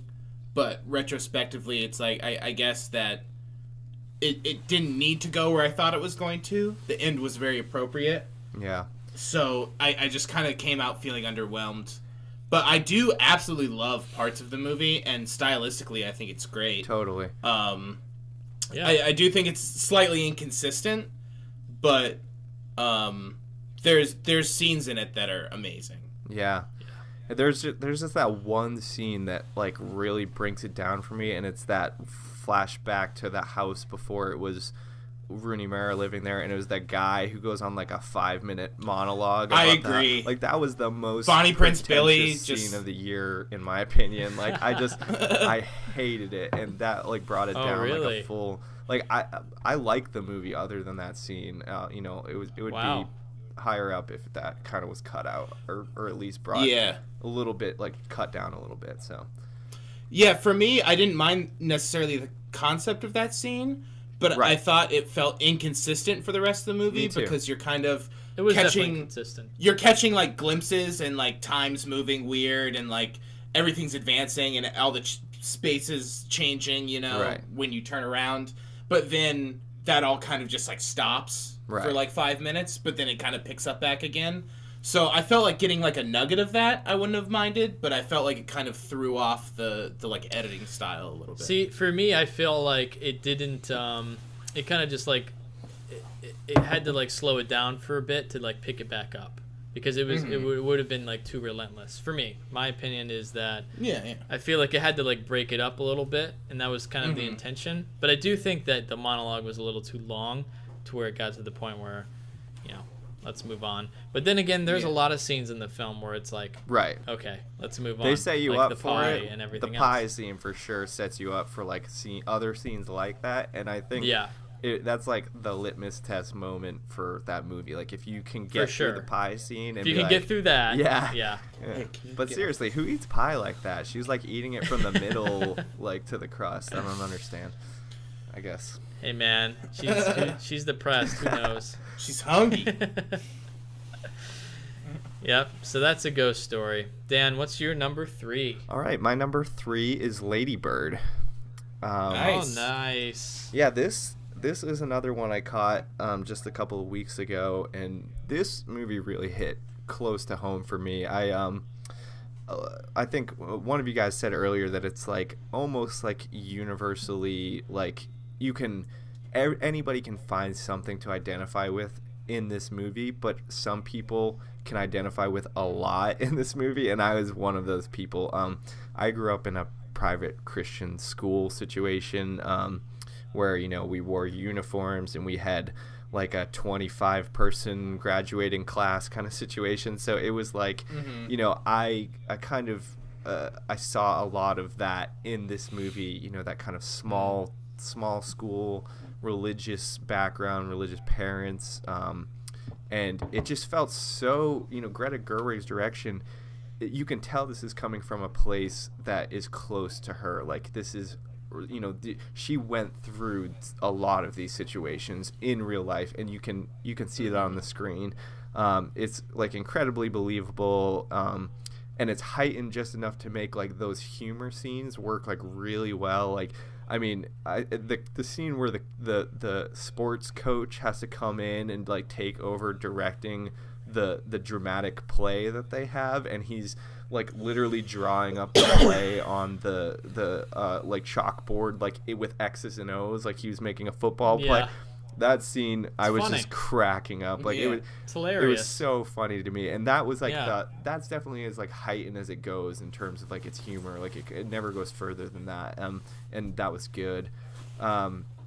Yeah, and just like the confidence in Greta Gerwig's direction is incredible. Like she's cutting around these moments that are like really important moments. There's a scene when Saoirse Ronan is kind of, she finds out that her first love is kind of something that she didn't expect, and it goes from that moment of her seeing that situation to like a future weeks later with a couple of cuts, and it's just so kind of well done. It's almost like she's putting the confidence in the viewer that like if you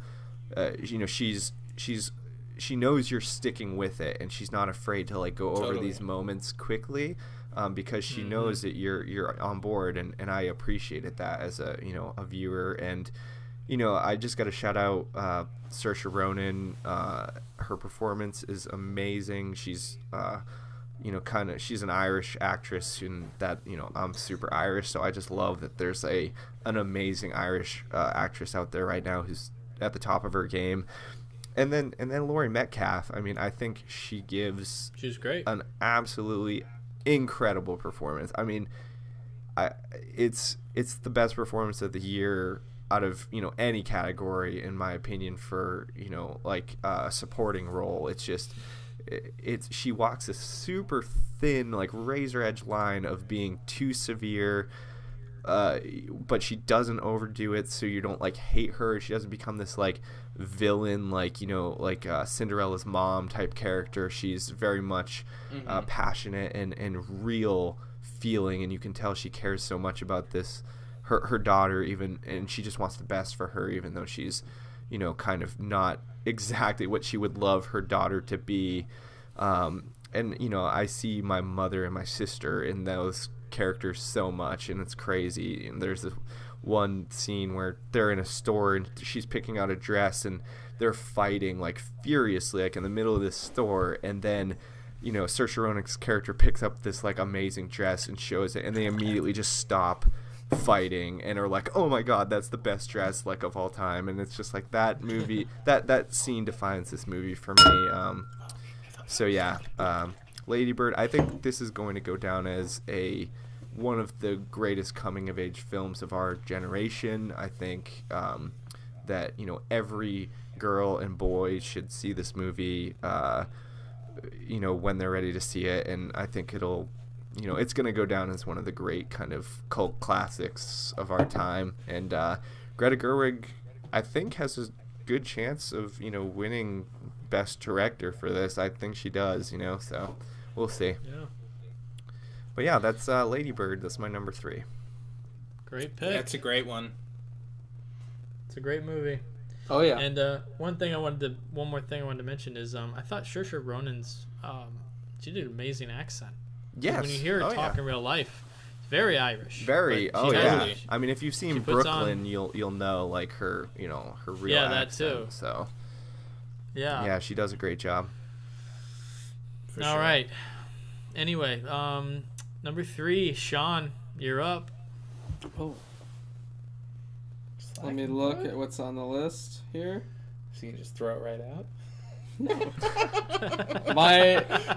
my number 3. You guys are bullies over here. Sorry. Is Contemporary Color. Nice. It is a rock doc concert film. Just beautiful. Just all around great performances. Love the editing. Does cross dissolves and overlays. Just like really cool.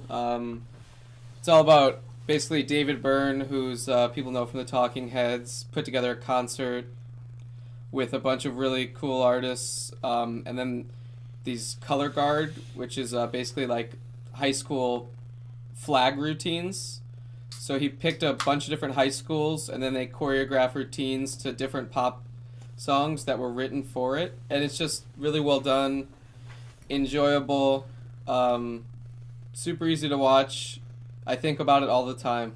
Like, I watched it like 8 months ago. A long time ago, yeah. And it just, you know, I just think about it a lot when I'm sitting there and I go, oh, that was a great movie. So, I mean, yeah, like, I don't know. I love it's those just, kind of movies that make you just like, they randomly pop in your head and you're just like thinking about it. That's great. Yeah, it's just, it really worked at what it set out to do. You know what I mean? It didn't like have some grand life-changing moment. It just was like really well done, and I just wish I was there.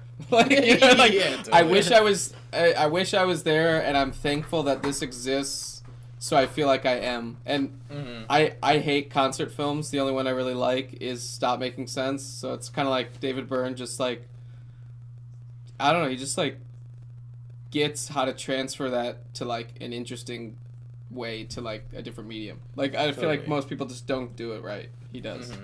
Yeah. That's it. Nice. Very nice. I need to check it out still. Contemporary Color, yeah. It's where can you watch it? Most platforms. I don't know if it's free now. I rented it off Amazon for like $5. Oscilloscope put it out. Oscilloscope films, they're awesome. They did the Fits last year. They always just like put out really cool curated stuff. Yeah, they're great. Nice. All right. Have to check it out. Contemporary Color. Oh, that's what I missed. Brimstone and Glory by Oscilloscope. It's all about firework festival in Mexico. That too. Shit. That looked really cool. Shit! All right. Move along! Zach, you're up. All right. Zach, number 3. My number 3 is Hirokazu Koreeda's After the Storm. Ooh. Nice. Just a great movie. Really love the performances. I love his sensibility and his style, and just like everyone just feels so real, and you feel like really close to these characters. And there's the mother is fantastic in it. Do you know her name? I don't know how to pronounce it, so I'm not going to. Okay. Yeah, she's fantastic. It's really funny. It's really sweet. It's really endearing. It gets serious. It's just a fucking great one. You know, this was on your list last year, right? Because you saw it at the festival. Yeah, it was on my 2016, and one thing I remember loving about it was how it. I don't know. Sometimes different countries just pace a movie differently, Totally. And like, it's just I love the way that Japanese films tend to take their time, and also they're not afraid to include different subplots. Like, there's like a PI, like he's like a failing PI, and like the way that they kind of like, but he's like researching it for a book. It's just like so unnecessary. He's a failed writer who does PI to get material, basically, because he's saying he's researching a book, but he's been doing it for like years. It's just like this whole thing that just says everything about him, and it's beautiful, lyrical. It's really sad, but you feel really good. Yeah, definitely. And like it just feels like a real family. How like family disappoints each other, but you still love them, and like it gets that across really well. It's basically like him and his ex-wife and their child and his mother all kind of converge for like the second half probably of the movie, if not more. Good at his mother's house, and they all get trapped while this typhoon passes, so they all have to stay in the same apartment together for like the duration of this storm. So I don't know, a lot about family, and just I don't know, just a really it's a sweet movie. But yeah, like you said, it's sad, but somehow it's a movie you that come out feeling really like great afterwards. Like it sounds weird to say, but you could almost like a tear could be rolling down your cheek, but you're also smiling. Yeah, totally. It's nice. It's been on my list for a long time, just wasn't able to catch it. But, it's fantastic. Yeah, I do want to watch it for sure. It's also Korita just does like just the most beautiful feeling films. Yeah, and they can be so simple. Mm-hmm. And I don't know, like you said before, it's just the stuff that they decide to include. It's like last year, like Our Little Sister. It's like the most simple story, but it's like a 2.5 hour long movie plus. Has so much packed in, but they're slow paced, but they don't feel overly long, and they just feel really honest, and they feel like real characters, which is really nice. Very nice. That's your number 3. How about your number 2? Oh yeah, shit. My number 2 boy. is a rat film. Ooh, nice. Heard about documentary. Me too. Yeah, about Baltimore, and kind of looking over the history of Baltimore, but kind of using rats as a way to like examine that. And it was just like really compelling to me. It struck me right at the right time, and I was in the right mood, and I watched it through. And then I told both of my roommates, I was like, I rented this. It's still on here for 48 hours. You guys gotta watch it. And then about an hour later, one of my roommates started watching it, and I just ended up watching like an hour of it again, like immediately after it ended. But yeah, it's just really interesting to me. It's a really personal movie, but it doesn't necessarily feel that way. I read about like, you know, the director talking about it, and kind of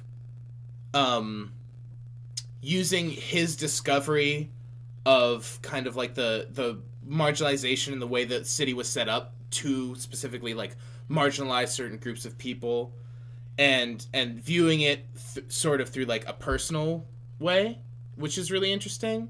But then there's also all this stuff that's like, I don't know, with just like normal people, and there's like an exterminator that they follow who's an interesting guy, and then there's like rat hunters that like cast bait on fishing rods and then catch rats and like hit them with baseball bats.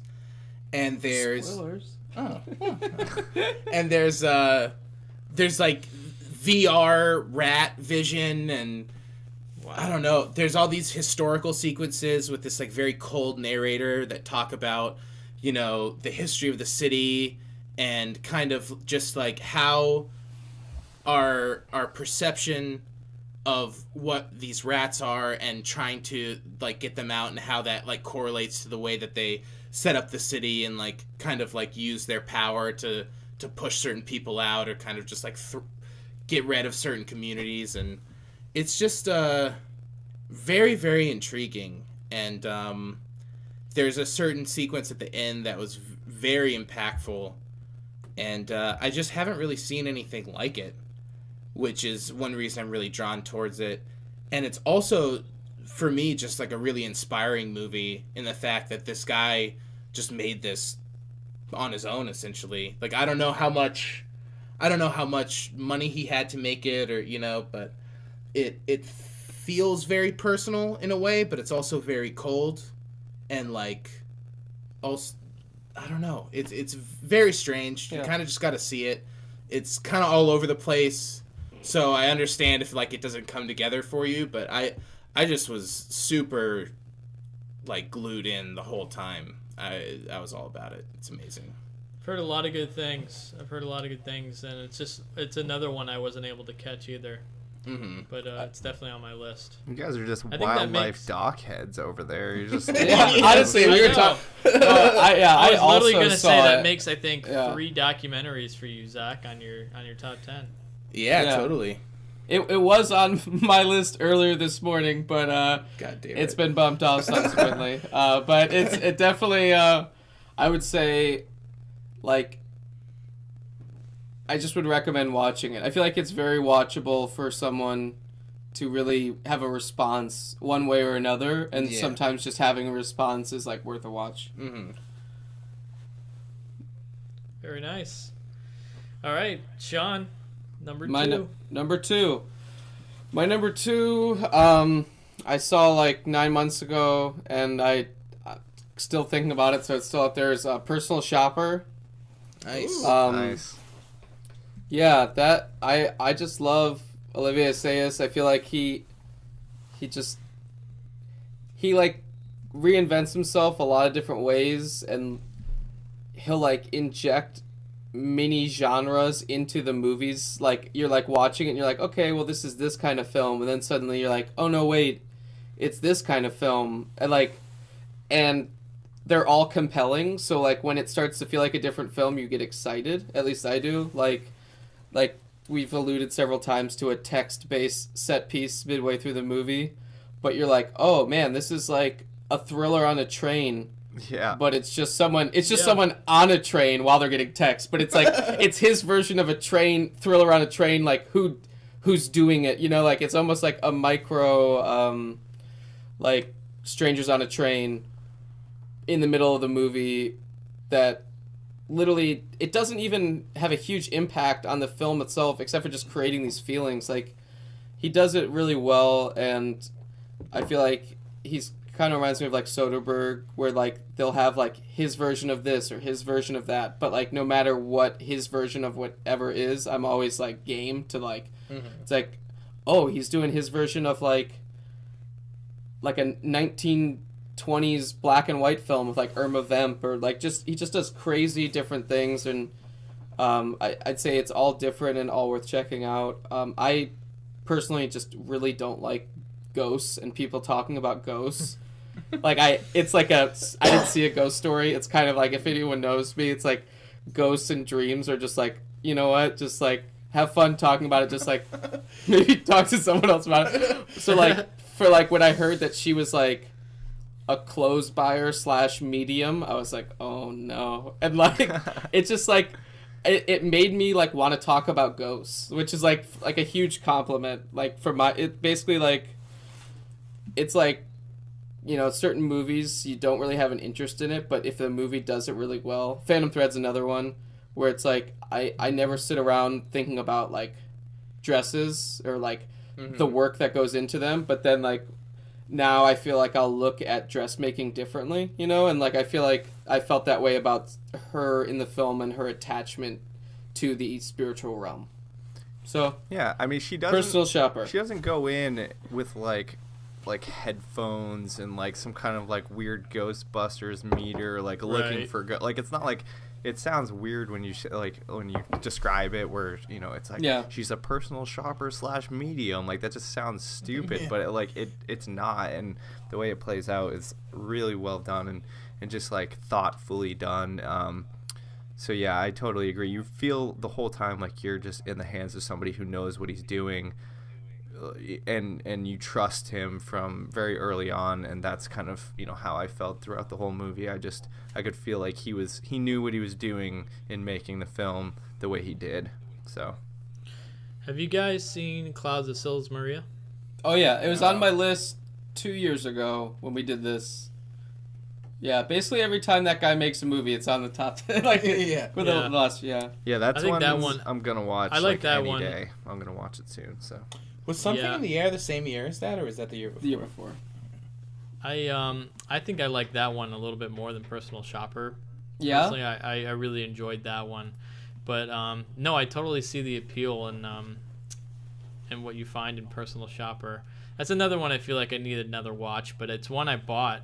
I bought it on digital, so I can watch it anytime. Whoa, you got it on digital, not Criterion, bud? Yeah. You're gonna pass over the Criterion Blu-ray to get a digital copy? Well, to watch it, I blind bought it. It was cheap. How much was the digital copy, Wes? Wow, Zach. I'm just kidding. I'm just kidding. You're fine. Now you guys know what I deal with on a daily basis. Zach cares. When he gets drunk, he gets me. No, I didn't get the crit. Regrets. No, I'm just razzing you. But anyway, let's move on to number 2. Dan. All right, my number 2 was a tough one to move to number 2 because it was originally my number 1, but it is. Oh yeah. Oh man. Blade Runner 2049. Woo! Woo! I mean, this movie. What can you say about it? I mean, it's just amazing. It's amazing this movie got made. It's amazing the talent that was brought on board to make a movie like this. I mean, Ryan Gosling, like, he's doing Blade Runner, like, that's amazing. And obviously Denis Villeneuve is like, he's in my mind top 3 directors right now that are just doing incredible work.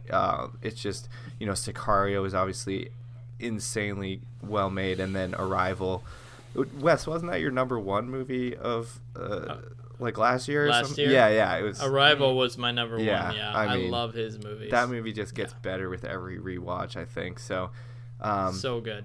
So yeah, I mean, I had big expectations coming into this. Roger Deakins, I mean, Skyfall. Skyfall is like one of my favorite visual movies of all time. Like, he just destroyed the cinematography on that. It was just incredible. So good. So I think this is the most beautiful movie since Skyfall. I think it overtakes that in a lot of ways.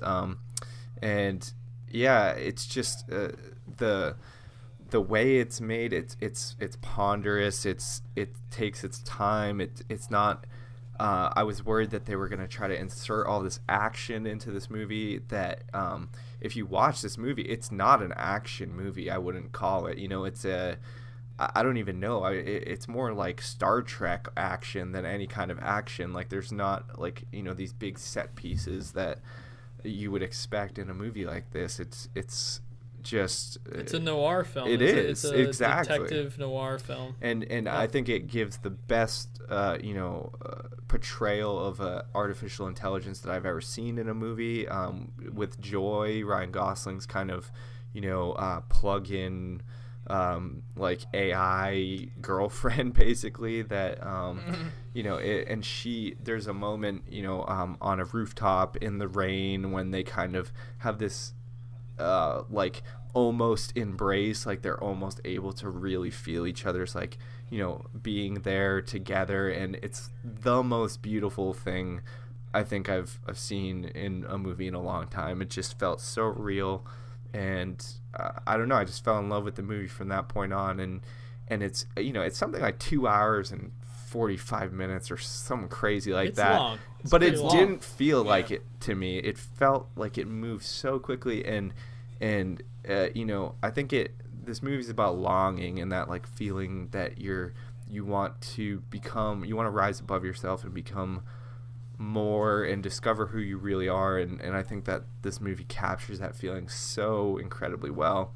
And Harrison Ford returns as Rick Deckard, and he gives a really good performance, I think, especially compared to his 1982 performance as Rick Deckard, which I think is I would agree. Definitely lacking in the charisma category. So yeah, he does like a super great job. Jared Leto, I think, is actually like totally, solid in this movie. I don't think he takes away from it at all, which was my main concern going into it. And then his kind of like crony, kind of like the person who goes out and gets the job done, whose character's name is Love, played by Sylvia Hoeks. She does like a really good job and is kind of that intimidating force. And she kind of definitely has that resemblance to Sean Young from the original that just kind of brings you back a little bit. So yeah, I mean, this movie goes in unexpected places. It's subtle. It doesn't beat you over the head with any of its themes, and I think it's like there's so much to read into, and I think we'll be talking about this movie for a very long time.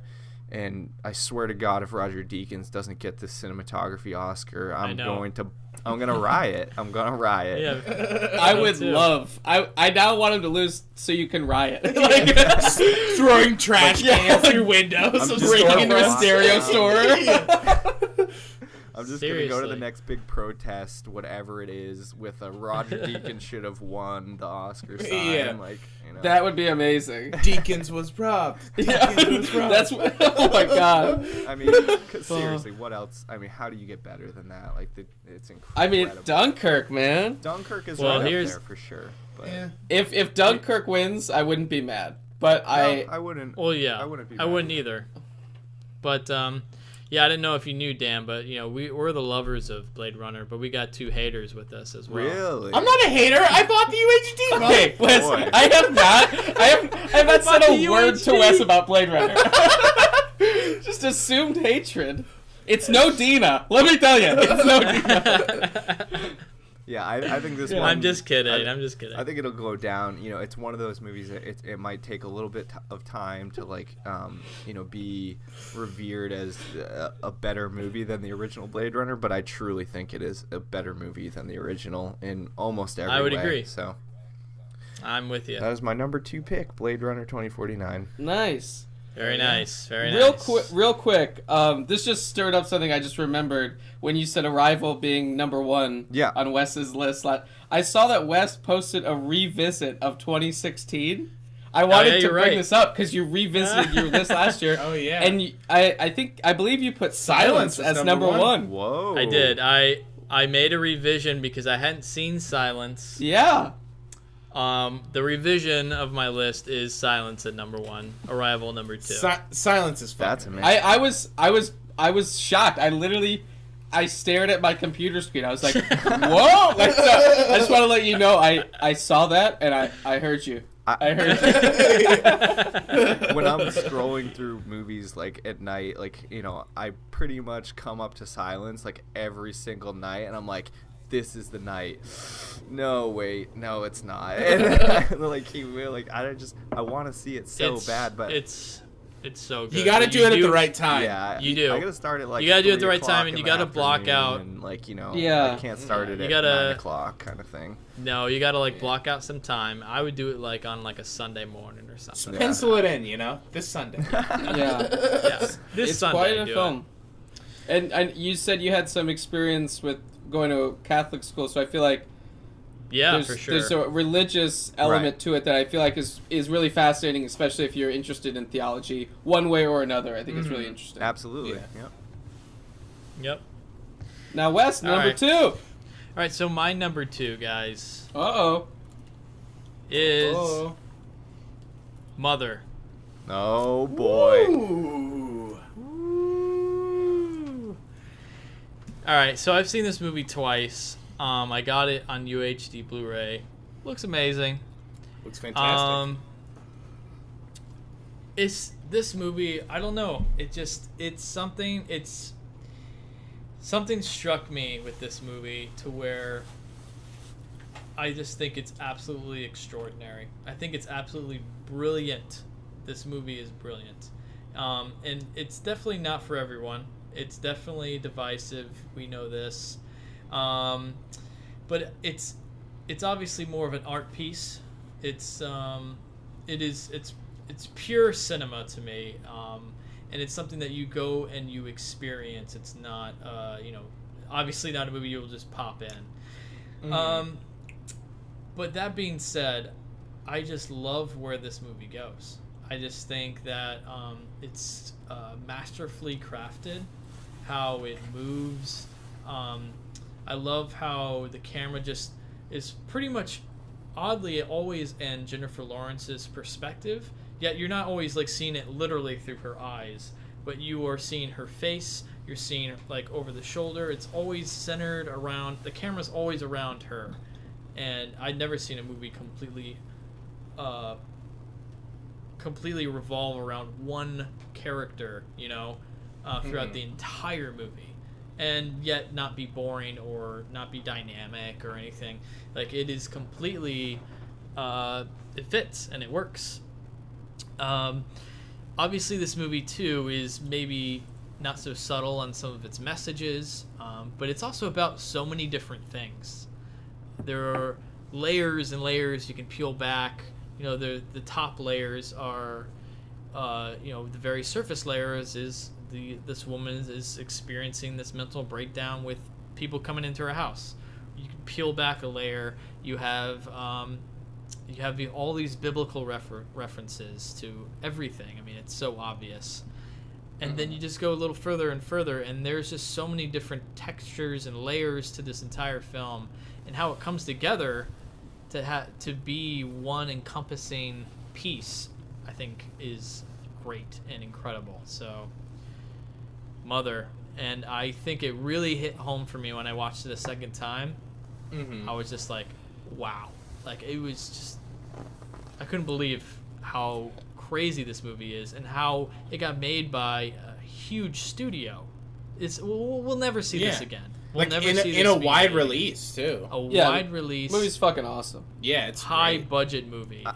We won't see that again. I do have to give this one another watch because I saw it in the theater, and it was one of those, like, it's a movie that almost actively tries to get you to dislike it, like, as you're watching it, and I find that to be fascinating. It's off-putting for sure. Yeah, I mean, he's not like, it just when it comes down to his shooting style, how close up Aronofsky, puts the camera. I mean, I don't think this guy ever leaves 50 millimeter. Like, I don't think he ever does. It's like he's always so tight, and it makes you feel this way that it's incredibly, like, unsettling throughout the whole movie.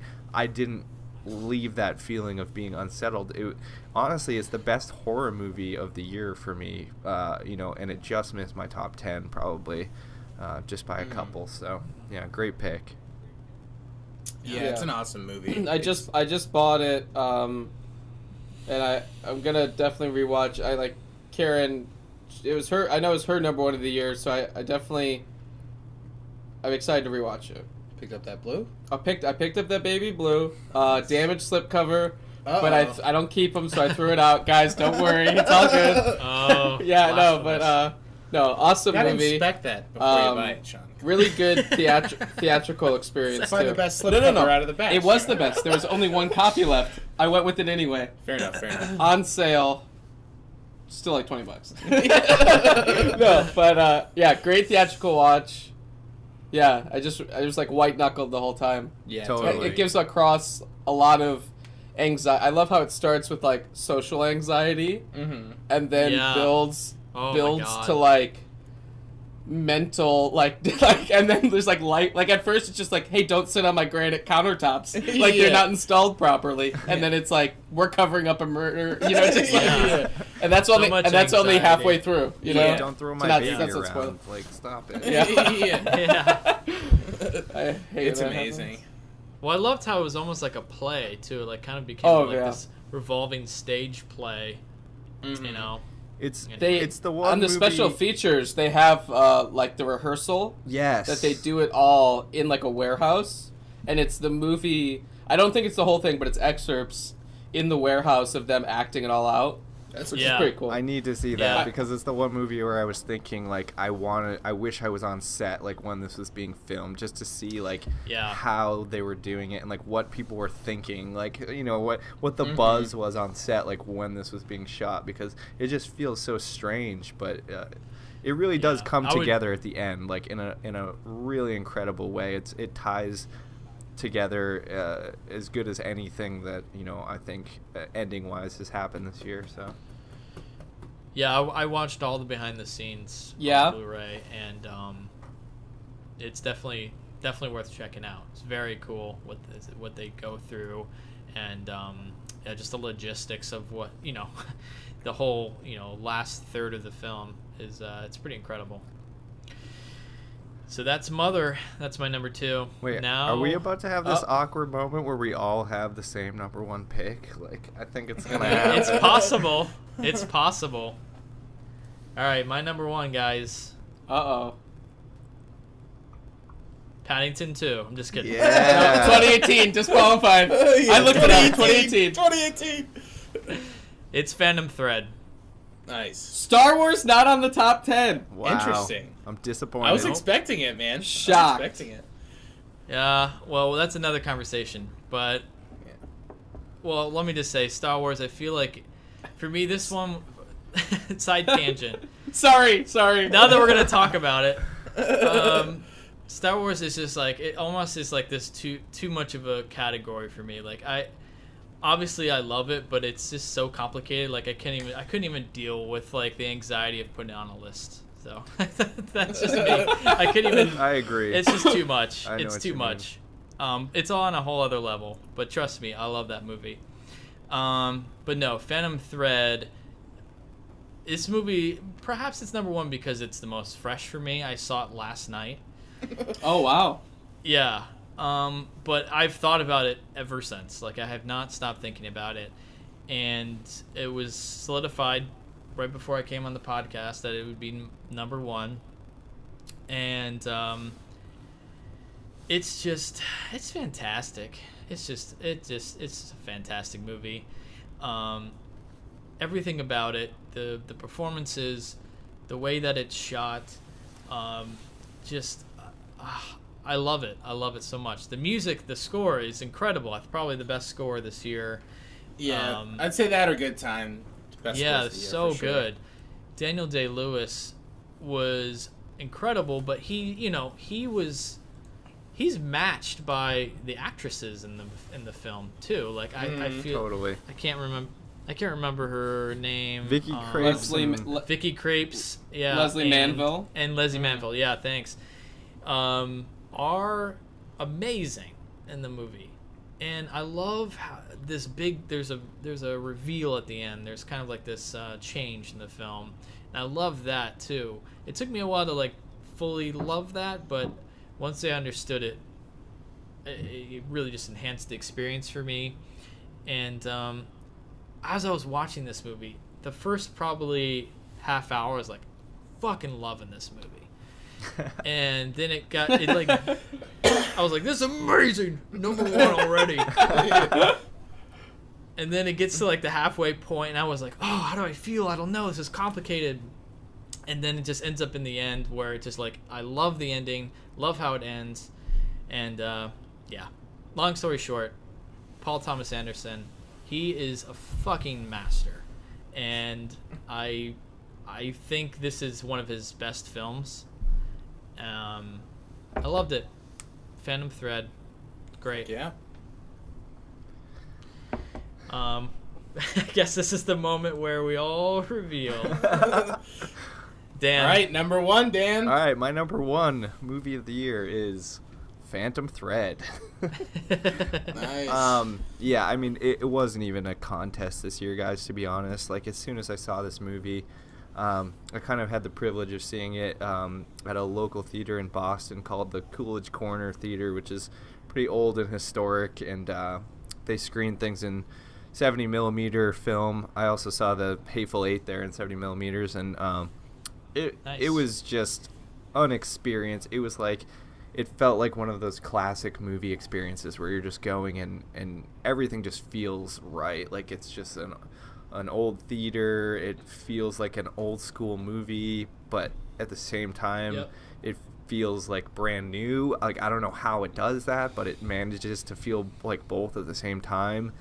I mean, I think this is the best movie of the decade, possibly. Like, it's that good. And, you know, Daniel Day-Lewis, you know, we have this chance to watch the best, you know, living actor, in my opinion, right now at the height of his game. Like, that is so special.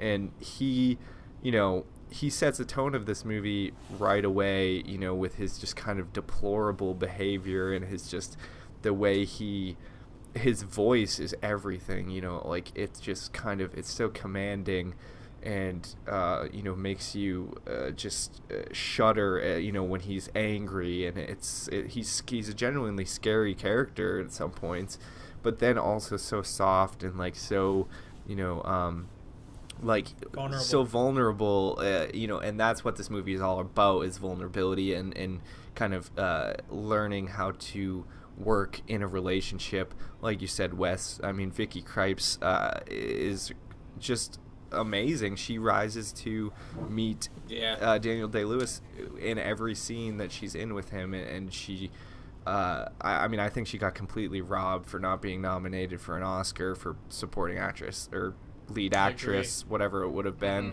But also Leslie Manville, who is Daniel Day-Lewis's sister in the movie, which I didn't even realize until after I saw it that she was his sister.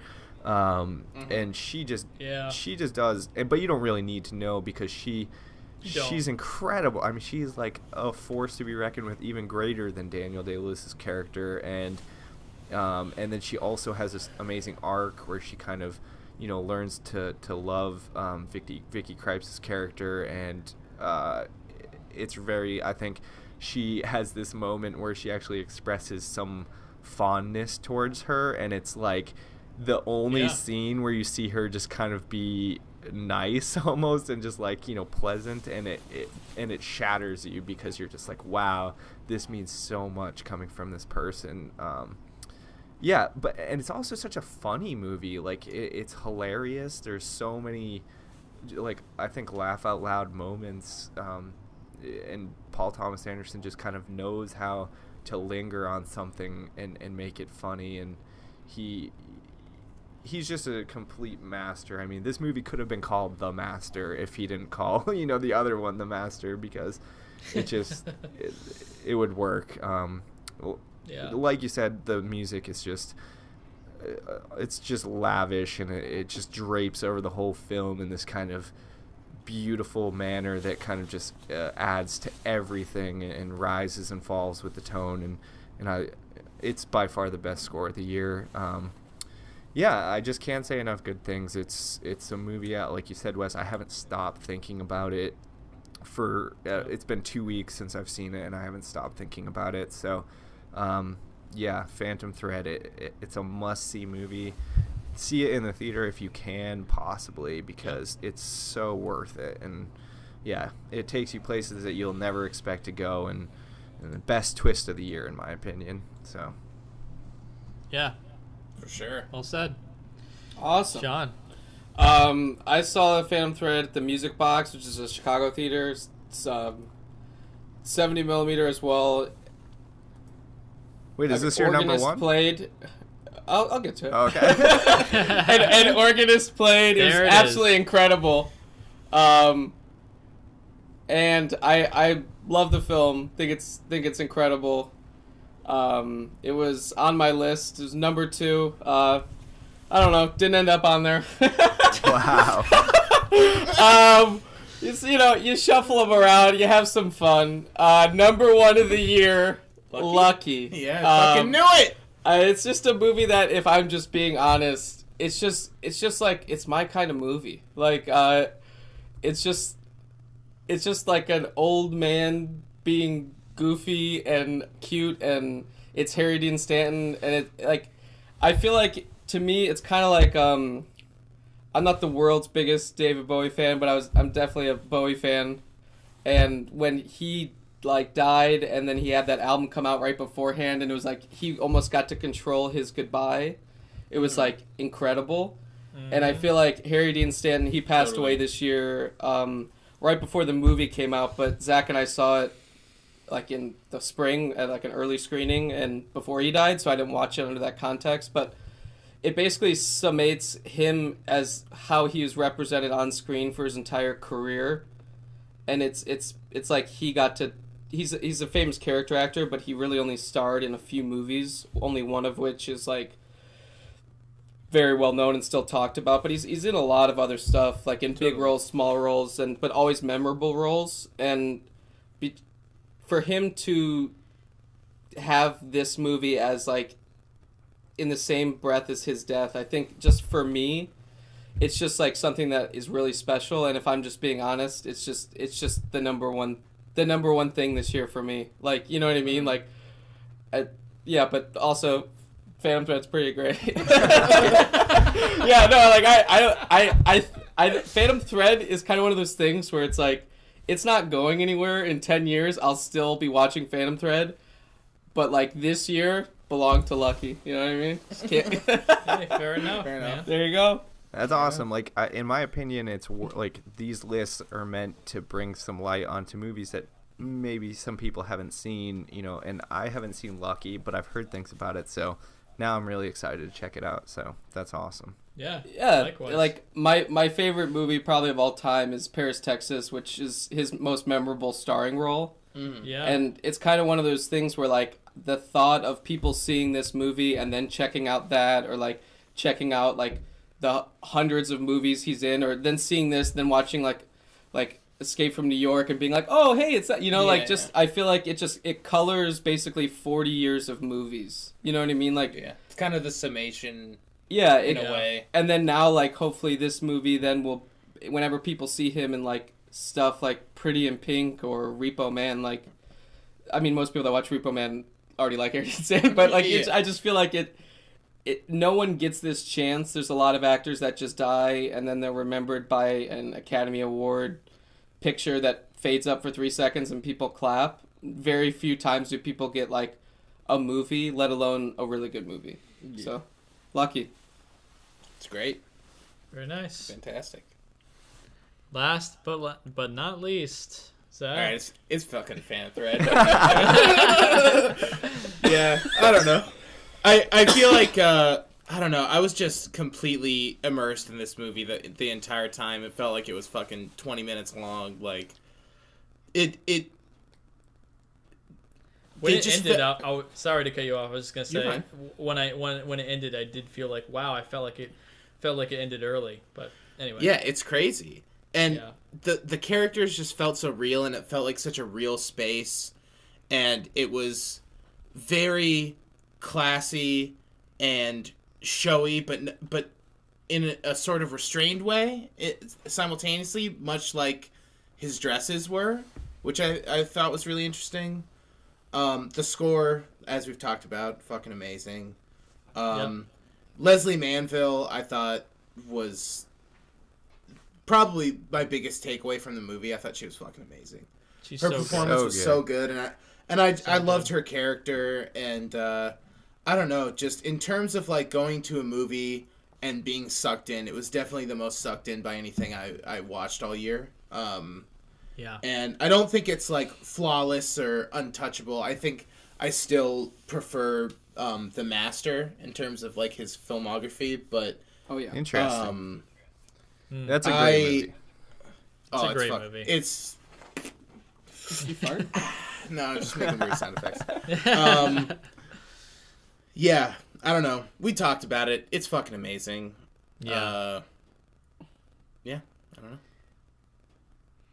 I almost, Zach, at some point, I want to like rewatch this and then do like a full review of this at some point. Yeah, totally. I feel like it needs it, but it would have been nice to do a full review. It's just we saw it so separated apart. Exactly, and like I said, saw it last night. So yeah, yeah. Glad I was able to squeeze it in before the top 10 because well worthy, I think, for me, my number one. So, yeah. Awesome. That wraps it, guys. That's our top 10. Great picks. Oh, my gosh. Yeah, quite the top 10. Let's, do you want to mention some honorable mentions? And yeah. Yes, please. Yeah. So I'll just go ahead and say mine. Just a couple, or I guess I should say a few honorable mentions for me. I, Tanya. That was kind of struggling up in the list for me. I thought that was great. Columbus, Logan, Big Sick, Personal Shopper, Get Out, and Oakjaw. Those are my kind of in the top 20 for me. Top 15 even. So. Oh, yeah? Did anyone catch I, Tanya? Anyone catch that? No, I didn't. I want to see it. It was playing through the other theater as I was watching. What was I watching? It would I could hear the I, Tanya score, the music scenes through the other theater when I was watching something else. I think it was 3 Billboards or something like that. It was pretty funny. I, Tanya was pretty great. It was it's like Goodfellas on ice. Almost, yeah. The style of it is very much it moves, and the way it's edited and shot and everything, very much like a Goodfellas. It's very interesting. Nice. That's a good one, Goodfellas. So fuck yeah. Oh yeah. Worth checking out. Awesome. Who's up? All right, I can go for honorable mentions. The movie Phantom Thread. Killing of that one. Killing of a Sacred Deer. The Other Side of Hope, Mother, Good Time. Those were all on my list as of 2:30. Last Flag Flying, Get Out. Oh, nice. I want to catch that one. Last Flag Flying, it's Amazon, so it'll be there for free. It's it's almost slight, but there's sometimes a pleasure in something being slight. You know what I mean? Just well done. Get Out. That was probably one of the best theater going experiences I had this year. Totally. Yeah, I saw it 2 or 3 weeks fun. after, and on a Friday, but it wasn't the first night, and it was it was more energetic than any audience I've seen, and a lot of fun. Mudbound, I feel like that movie got kind of the shaft, unfortunately. It's a really beautiful, striking portrait of something that's pretty serious, insanely serious. Yeah. And heartbreaking, but not feeling melodramatic. Logan Lucky, Soderbergh. Yes. Yeah, yes. Florida... I'm glad you mentioned that. That should have been in my honorable mentions as well. Yeah, Logan it's Lucky. I was funnier than I thought it'd be. Just a good time. Florida Project. That would be on my list if it didn't end the way it ended. Shape of Water. I feel like I got to it so late that I just didn't appreciate it. You know what I mean? It was overhyped. I think I look forward to rewatching that. Stronger, David Gordon Green. Really, really good film. And then Rat Film. Go watch it. It's fucking weird. Good films. Yeah? Yeah. What about you, Zach? All right, my honorable mentions: The Beguiled. It's amazing. The Other Side of Hope, Lady Bird, Florida Project, Mother, Get Out, Logan Lucky, The Square, Endless Poetry, the new Jodorowsky movie, which I feel like absolutely no one talked about at all this year, Meyerowitz Stories, and Shape of Water. I'm surprised, Zach, that Mother or Shape of Water didn't make it in your list. Yeah, I don't know what happened. Honestly, we're talking about Mother, and I was like, why isn't Mother on my list? Same exact thing. Yeah. When you said Mother at number 2, I was like, that sounds nice. Mother at number 2. I literally, these end of the year lists, they're fun to do because you think about movies and talk about them. Yeah. But to be honest, if someone just shuffled any honorable mentions with any of the regular ones, I think I would be it was pretty tough. I'd be pretty happy. Yeah. I think it was a really good year for really good. It's a good year, man. I enjoyed everyone talking about them and listening to everyone talk about them. Star Wars, Star Wars. It was a really good Star Wars movie. Yeah. And I feel like that got brushed over, but Star Wars, honorable mention. I'll give Yeah, I'll give it an honor. Good. It better be. Yeah. I mean, it's right. I mean, I have a quick honorable mentions list. So Valerian City and 1,000 Planets. Oh, yeah! God, Yeah! Zach loved it. Dude, Zach I mean, loved fucking that love movie. Valerian. the best sci-fi depiction that I've seen, like probably ever. You know, guys, Great the opening, choice. The opening scene of that movie where they're meeting like generations of Mm-hmm. aliens and all handshaking. Like there is when no one's talking, it's the best. exactly. You're totally right. Yeah. Sean. When as soon as they open their mouths, it's like just I haven't seen it yet. Oh, I still want to see Zach, it. you gotta, Wes, get it on 4K and just watch that Get baby. it and on just 4K. bask It's worth in it? it. Bask Worth in it it. in the 4K? It looks so worth good it. on Oh, yeah. I believe it. I Anyway, believe it. best sci-fi of the year in my opinion, except for Blade Runner. Great choice. I mean, we got some. Yeah, so I'm about to say, what about Blade Runner? We got some Better than amazing Blade Runner. sci-fi in general. Valerian, Star Wars if you count that as sci-fi, and then Blade Yeah. Runner. Oh wow, what a good year for sci-fi. Anyway, other honorable mentions: Brawl and Cell Block 99, guys. Oh, Yeah, nice. dude. Yeah, You're that killing is the good. game with the honorable mentions. on my Yeah, list. seriously. Oh, that was That's really good. such a fucking weird movie. Probably It's the most crazy. stunning I loved it. movie I've seen this year. Just the way the violence in that movie is Oh, yeah. off the wall. It's incredible. It's fucking bizarre. I can't wait to Oh. watch it again. It's so When- good. When he just takes the light bulb out of the car, Yes. it's just Yeah. incredible. Oh, my God. So- He just That bashes movie- it and then just like rips the light out. Yeah. Oh, yeah. And I think I love I it. think the name does it some disservice because you have this anticipation of like what's about to happen the whole time, but it's For so sure. good. Yeah. Anyway, others, Logan, of course, just like a superhero movie that is not a superhero movie Yeah. and is so good.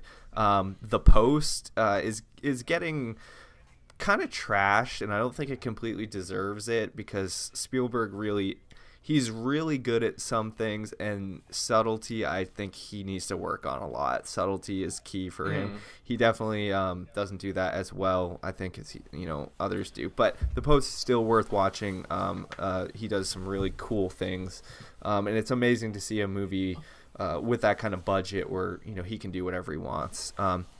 Get Out. Based on the trailer to Ready Player One, I think he learned subtlety because that looks really subtle and not at all Yeah. not at all, Don't not even all get over me the top. started, but- Anyway, I was looking forward to that movie so much until I saw the trailer. But yeah, okay. So going through them quick. Get Out has to be mentioned. Fantastic movie. Just missed my top 10, probably 11 or 12. Wonder Woman, guys. I mean, I loved Wonder it Woman, did man. such amazing things, and it's going to inspire a whole generation of female filmmakers. I truly believe that, and I think that's a great thing for film in general.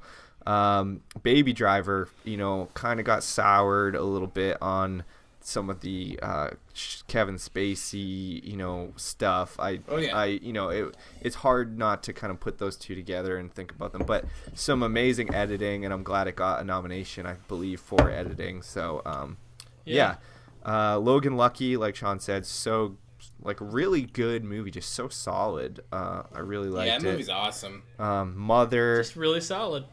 American Made, solid Tom Cruise movie, guys. If you haven't seen Yeah? it, check it out. Worth checking out. Oh yeah, Haven't seen it. It's a real life story too, pretty fascinating. So, I was hoping to see that on a plane, but Yeah. I didn't catch it on a plane. I feel like the perfect plane. it's That's a good great plane movie. Yeah, absolutely. All right, last couple. Thor Ragnarok. Real good. Loved it. Lots of laughs. There's a scene with let's just say a dragon head that is. I haven't laughed so hard in a movie theater in a long time. So. Nice. War of the Planet of the Apes. Some of the best special Nice. effects that you're Yeah. gonna see this year. I mean, Seriously. we have really bridged that So gap good. of true to life CGI with this movie. I think people will pretty look insane. back at this movie and be like, this is kind of the line where we crossed over to completely believable CGI. And then Spider-Man Homecoming. solid. And then Yes. Meyerowitz Stories, really loved it. Just missed my top 10. Oh yeah. For sure. And then you guys, for your wildlife docs, did you see Keddy? No, I Keddy, didn't. guys. Keddy, Oof. I'm not a huge cat person, but I'm not I'll either. check it out. I'll check it I out. think it's 99 cents on iTunes right now. Well, I'll so- probably watch it tonight. Really? Yeah, if you guys, based on what you said, I think you'll like it. You know, it just kind of follows Nice. some cats around the streets of Istanbul and then like creates these amazing storylines within these cat stories. So very cool. Anyway, that's my long honorable mention list, but No, Oh, you're fine. You got some Oh, yeah. good ones, man. You Yeah, got good ones that movies I in just there. I can't totally believe I spaced forgot on. about fucking Valerian. Valerian and dude, Brawl? You have Oh. no idea how hard it was not to put that on my list. Like, if the script wasn't so bad, it would have been on there for sure. But you know, So good. So good. Awesome. Well, let's quickly mention some. How about some honorable mentions for TV? Oh yeah. Ooh. TV So- honorable mentions. So yeah, Wormwood I think is probably, at least for me, the best Did thing. you guys I watch watched all year. Wormwood? I finished the first episode.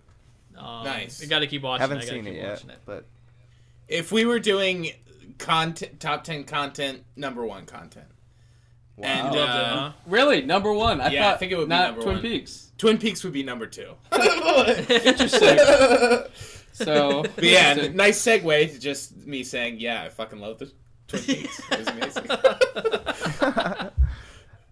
And I don't know, in terms of other shows, I loved Vice Principals. I thought that was really great. I loved Baskets. I think Nice. that's a really underrated show that deserves some more attention. And blanket on the Top of rest. the lake. Oh yeah, Top of the Lake. Fuck yeah. Top of the Lake, absolutely incredible. So many shows to watch. Oh yeah, it's Too many. insane. Yeah. But I all I'm gonna mention is Big Little Lies. Oh, for Loved sure, it. for sure. So good. So good. Best show of the year. That was probably my number one for TV shows. Well, I think. it was close. It was up there. For me, I just have Man in the High Castle season 2. Pretty solid. pretty good. Love that kind of like Nice. alternate universe story. Very interesting, I find. The Big Little Lies. Into the Badlands season 2. Really incredible stunt like fighting choreography. If you're into that kind of thing, I've heard that. like next level fight choreography, like really good for Really? TV. Nice. You won't see anything better. So 13 Reasons Why was actually pretty decent. A little Netflix show. Master of None season 2, so good. Oh, that was great. Oh my god. Castlevania, short little anime, only like 4 episodes. Really, really well done. Ozark, gotta kind of mention that. Ozark. Like the first episode is one of the best like premieres I've seen in a long time. So I First caught a episode's random amazing. I caught like 20 minutes of it the other day, and it seemed really cool. It is. Gotta say, fucking love the opening of yeah, the show. oh, it is so amazing. Yes. good, so good. Yeah. Zach, I like watch walked by Ozark. and I was like, "What is that I'm looking at? This is nice." Zach, you need to watch Ozark, man. It's so good. It See, is. to me, I checked out at the first episode because the guy is from the town that I grew up in the show, and they just keep talking about it, and he's like, "Look, I'm from Naperville," and it's just like, Oh, really? Yeah, like, That's really and funny. Zach also is from there, and like, it's just like a weird thing. Like, I just couldn't get over it. And he's like, like, we're in Chicago, like, we can't go to Naperville. And it's like, what is this show? Yeah, I don't know. So it's like totally arbitrary reason why I just like was like, this is weird. I don't know. Yeah. But yeah, very good show, worth checking out, and it's on Netflix, so like do it. I mean, come on. Narcos season 3, every season of Narcos is really solid, worth checking out. Mindhunter, oh guys, So good. Fincher Still guys, haven't watched it. oof, Give me more Fincher. Zach, it's Fincher. Watch it now. It's so good. It's called out. And then last things, Stranger Things season 2. You know, not as good as the first season, but very, very good still. And then I liked it. Yeah, no, it was good. The Runaways, very watchable. The Runaways on Hulu right now, pretty good little story. If you're into the Marvel stuff, worth checking out. If you're not, then maybe not so much. But yeah, lots of good TV this year, guys. Totally nice. As so for TV, I had Mosaic, the app. Best thing I saw all year. Not even close. Not even close. No, it was really good. It's now on HBO. It started on Sunday. It goes till this Friday. A new episode airs every day. Everyone should watch it. If you like crime or Soderbergh or things that are hour long, you should watch it. It's amazing. It's 6 hours. I don't know. It's just really great. Sean, my question to you is, so the app, right, is meant to you choose your path. So how's that gonna work for just it being streaming on HBO? Did they just like show all the episodes? It's like a re-edit. It's a re-edit. They reassemble it, and I don't know exactly how because I haven't seen it yet. But is it by character? Well, from what I've seen, I've only got so far in the app. Same. And then the show started, and then I watched the first episode, and it was a little less than what I saw in the app, but it was pretty much constructed the way I watched it. So it was the first, and then the second, and then the third. Yeah. Of the branch outs. But there was like one or two things that were sprinkled in, like the opening of the show is different, and then there was like one other thing I think that wasn't in there before, but nice, pretty similar. Yeah, I would say. I think it's 4 episodes in right now, and then there's 2 or 3 more to go. There were only 2 on there last night. Oh, so did it start on Monday? I don't know. Well, I don't know, but I've been traveling. I don't know, but it's incredible. It's 6 hours long. People couldn't do the app. They're like, I don't want to look at an app for 6 hours. So watch the TV show because people can watch TV forever. Wormwood, another incredible thing. I love the way that it just played with documentary. Totally. I felt like an idiot so many times while watching it because it like steered me in the wrong direction, and I just bought it hook, line, and sinker because it's a documentary. Yeah.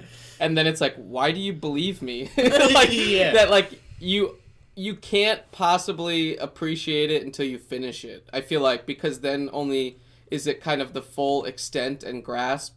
Not only do you feel it, but you also see it through the characters, and it just hits twice as hard. That like, I hate when people say this, but like, you got to finish this 5-hour thing and then you'll like it, kind of thing. Yeah. It's true though. Yeah, like it. Not that you won't like it going through it, but it's almost like, what exactly am I watching?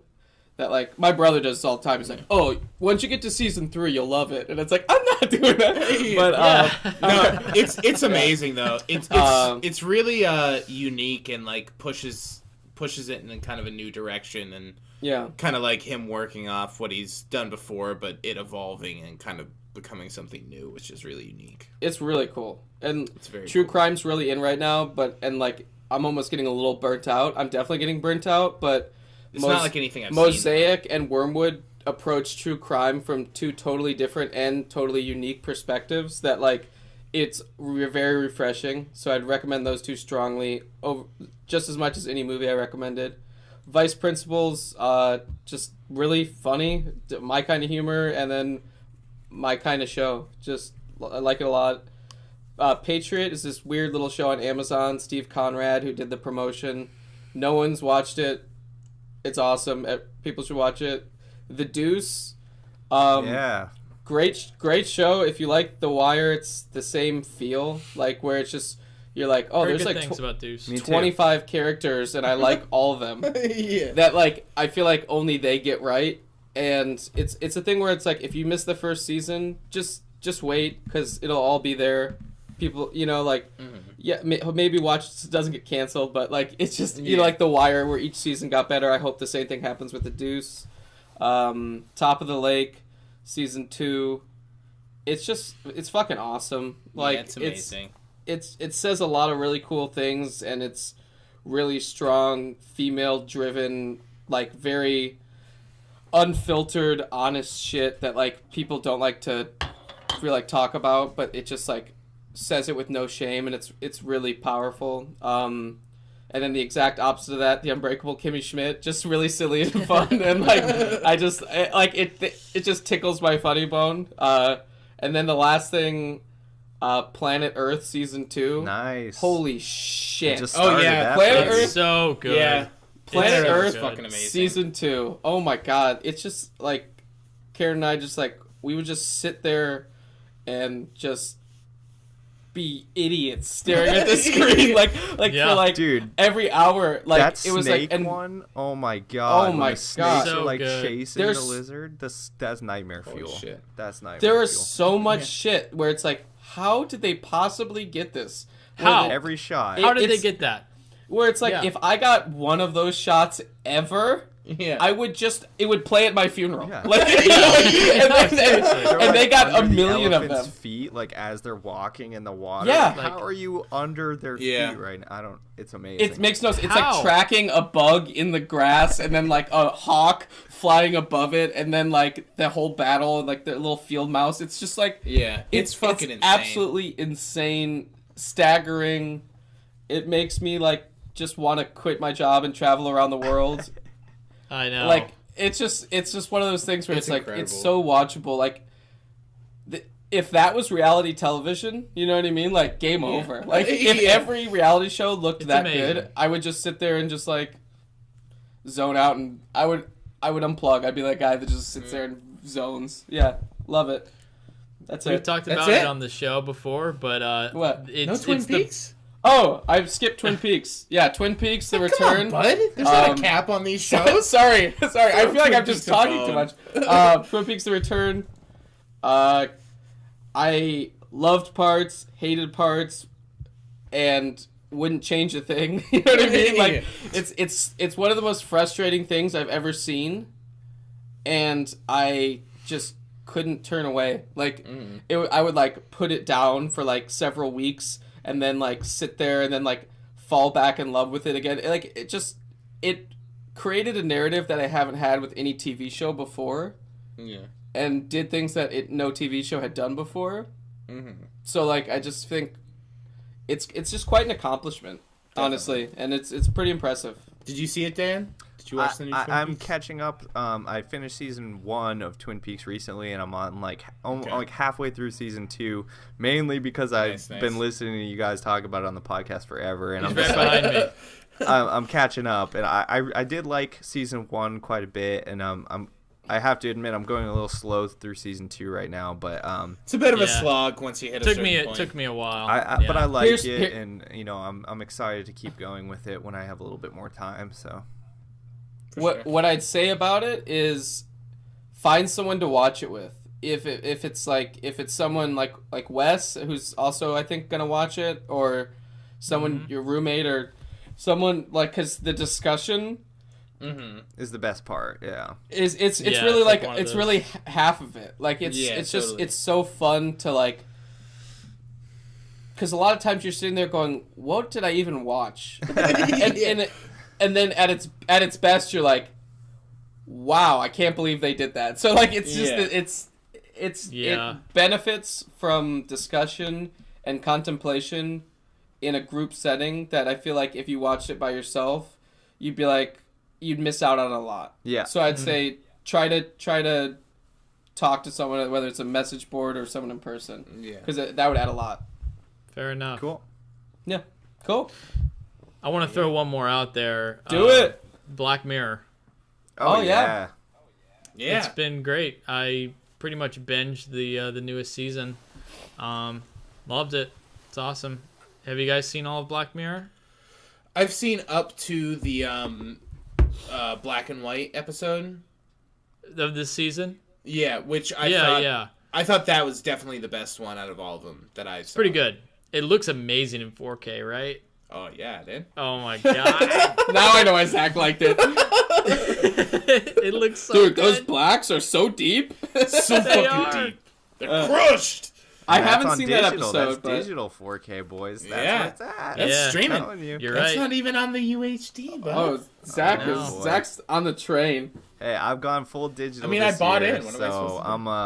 I'm the only hear one that? has gone full digital. I'm pretty sure. So it was. He's a digi it boy, was man. a leap to take, but hey, I'm Quite the getting, leap. I'm getting free 4K, transfers after I already bought it on regular HD, so it's feeling pretty good right now. I feel like I chose the right Hell side. yeah. But I'm still jealous when I hear somebody about like watching Blade Runner 2049 on UHD. I'm like, oh, need to get a 4K, but Yeah. Good stuff. Well, that's going to wrap it, guys. That is our episode. That is our top 10 films and shows and content of 2017. As always, you can find other episodes of this podcast on iTunes, Apple Podcasts, Google Play, Stitcher, YouTube. You can follow us on Facebook and Twitter. And if you enjoy the show, please consider leaving us a review on iTunes. It every bit helps. You can email us at listentousrantaboutmovies@gmail.com. Thank you to our Patreon guys, producer Sean Pierce and our supporter Dan McMahon, for joining us tonight. Thank you guys. And thank you. Yeah, really appreciate it. And let me just throw out there, if you also want to be like Dan, if you want to be like Sean, maybe possibly come on the show, you can also support us through our Patreon page, and can go to www.patreon.com/LTURAM podcast. All right, that's going to do it. Right, thanks again, guys. It's a great podcast. Yeah. I just want to say thank you to you guys for just doing the podcast in general. You guys have been doing it for a while now, so it's like you have a good backlog of movies, and I'd suggest going back and checking out some of the old film casts if you are a new listener. So it's good stuff. Oh yeah, thanks, man. Awesome. Thanks, man. Appreciate it. No problem. Yeah, And you'll be welcome again another time. And for sure. It was a lot of fun. I really enjoyed doing this, and this is always like one of our best episodes. Yeah, it's always so fun. But man, we've got a lot to look forward to for 2018. Any standouts? People 2018, what they're looking forward to? Like one throw movie them out real quick. Real quick. Throw them out. What do you got? Oh, I can't think of anything. Oh, pressure. I would say, speaking of content, because it's the year of content, if that Coen Brothers TV show comes out on Netflix, they're doing like a 6-episode TV show. Excited for that. That's pretty cool. Ooh. Yeah. Excited for that. Beach Bum, also I'm Beach very Bum, excited for. yeah. Harmony I Love Korine. Dogs. Movie. Oh yeah. Oh yeah. Dogs, Yeah. Oh shit, yeah. I Love Dogs. Yeah, that's a good one. So Oh, good. The trailer. Shit. And then like Black Panther, I think has potential to be really, really good. So Yeah, we'll see. Black Panther. Totally. Solo might bomb. Who knows? Yeah. Well, Ryan Probably. Coogler, I have faith in him. So I mean, I think Creed was like so unexpectedly good. So I agree. Creed, way better than it should have been. So why can't this be way better? It was than, so like, good. exactly. trailer? And one more thing I'll throw out there, which is can't remember the name of it, but the guy who made Ex Machina. Oh, Annihilation. Alex Yeah, Garland. Annihilation. Annihilation. Yeah, Alex Garland. That comes out in Annihilation. like 2 weeks. Yep. Yeah, like really soon. Looking Oh, forward to that really? one. Yeah. Nice. We'll review I just that rewatched Ex Machina on 4K. It's great. one. Oh, man. All right, that's gonna end it. Thanks again, guys. Yeah, thanks for coming Thank on. you very Appreciate it. much. Talk to you soon.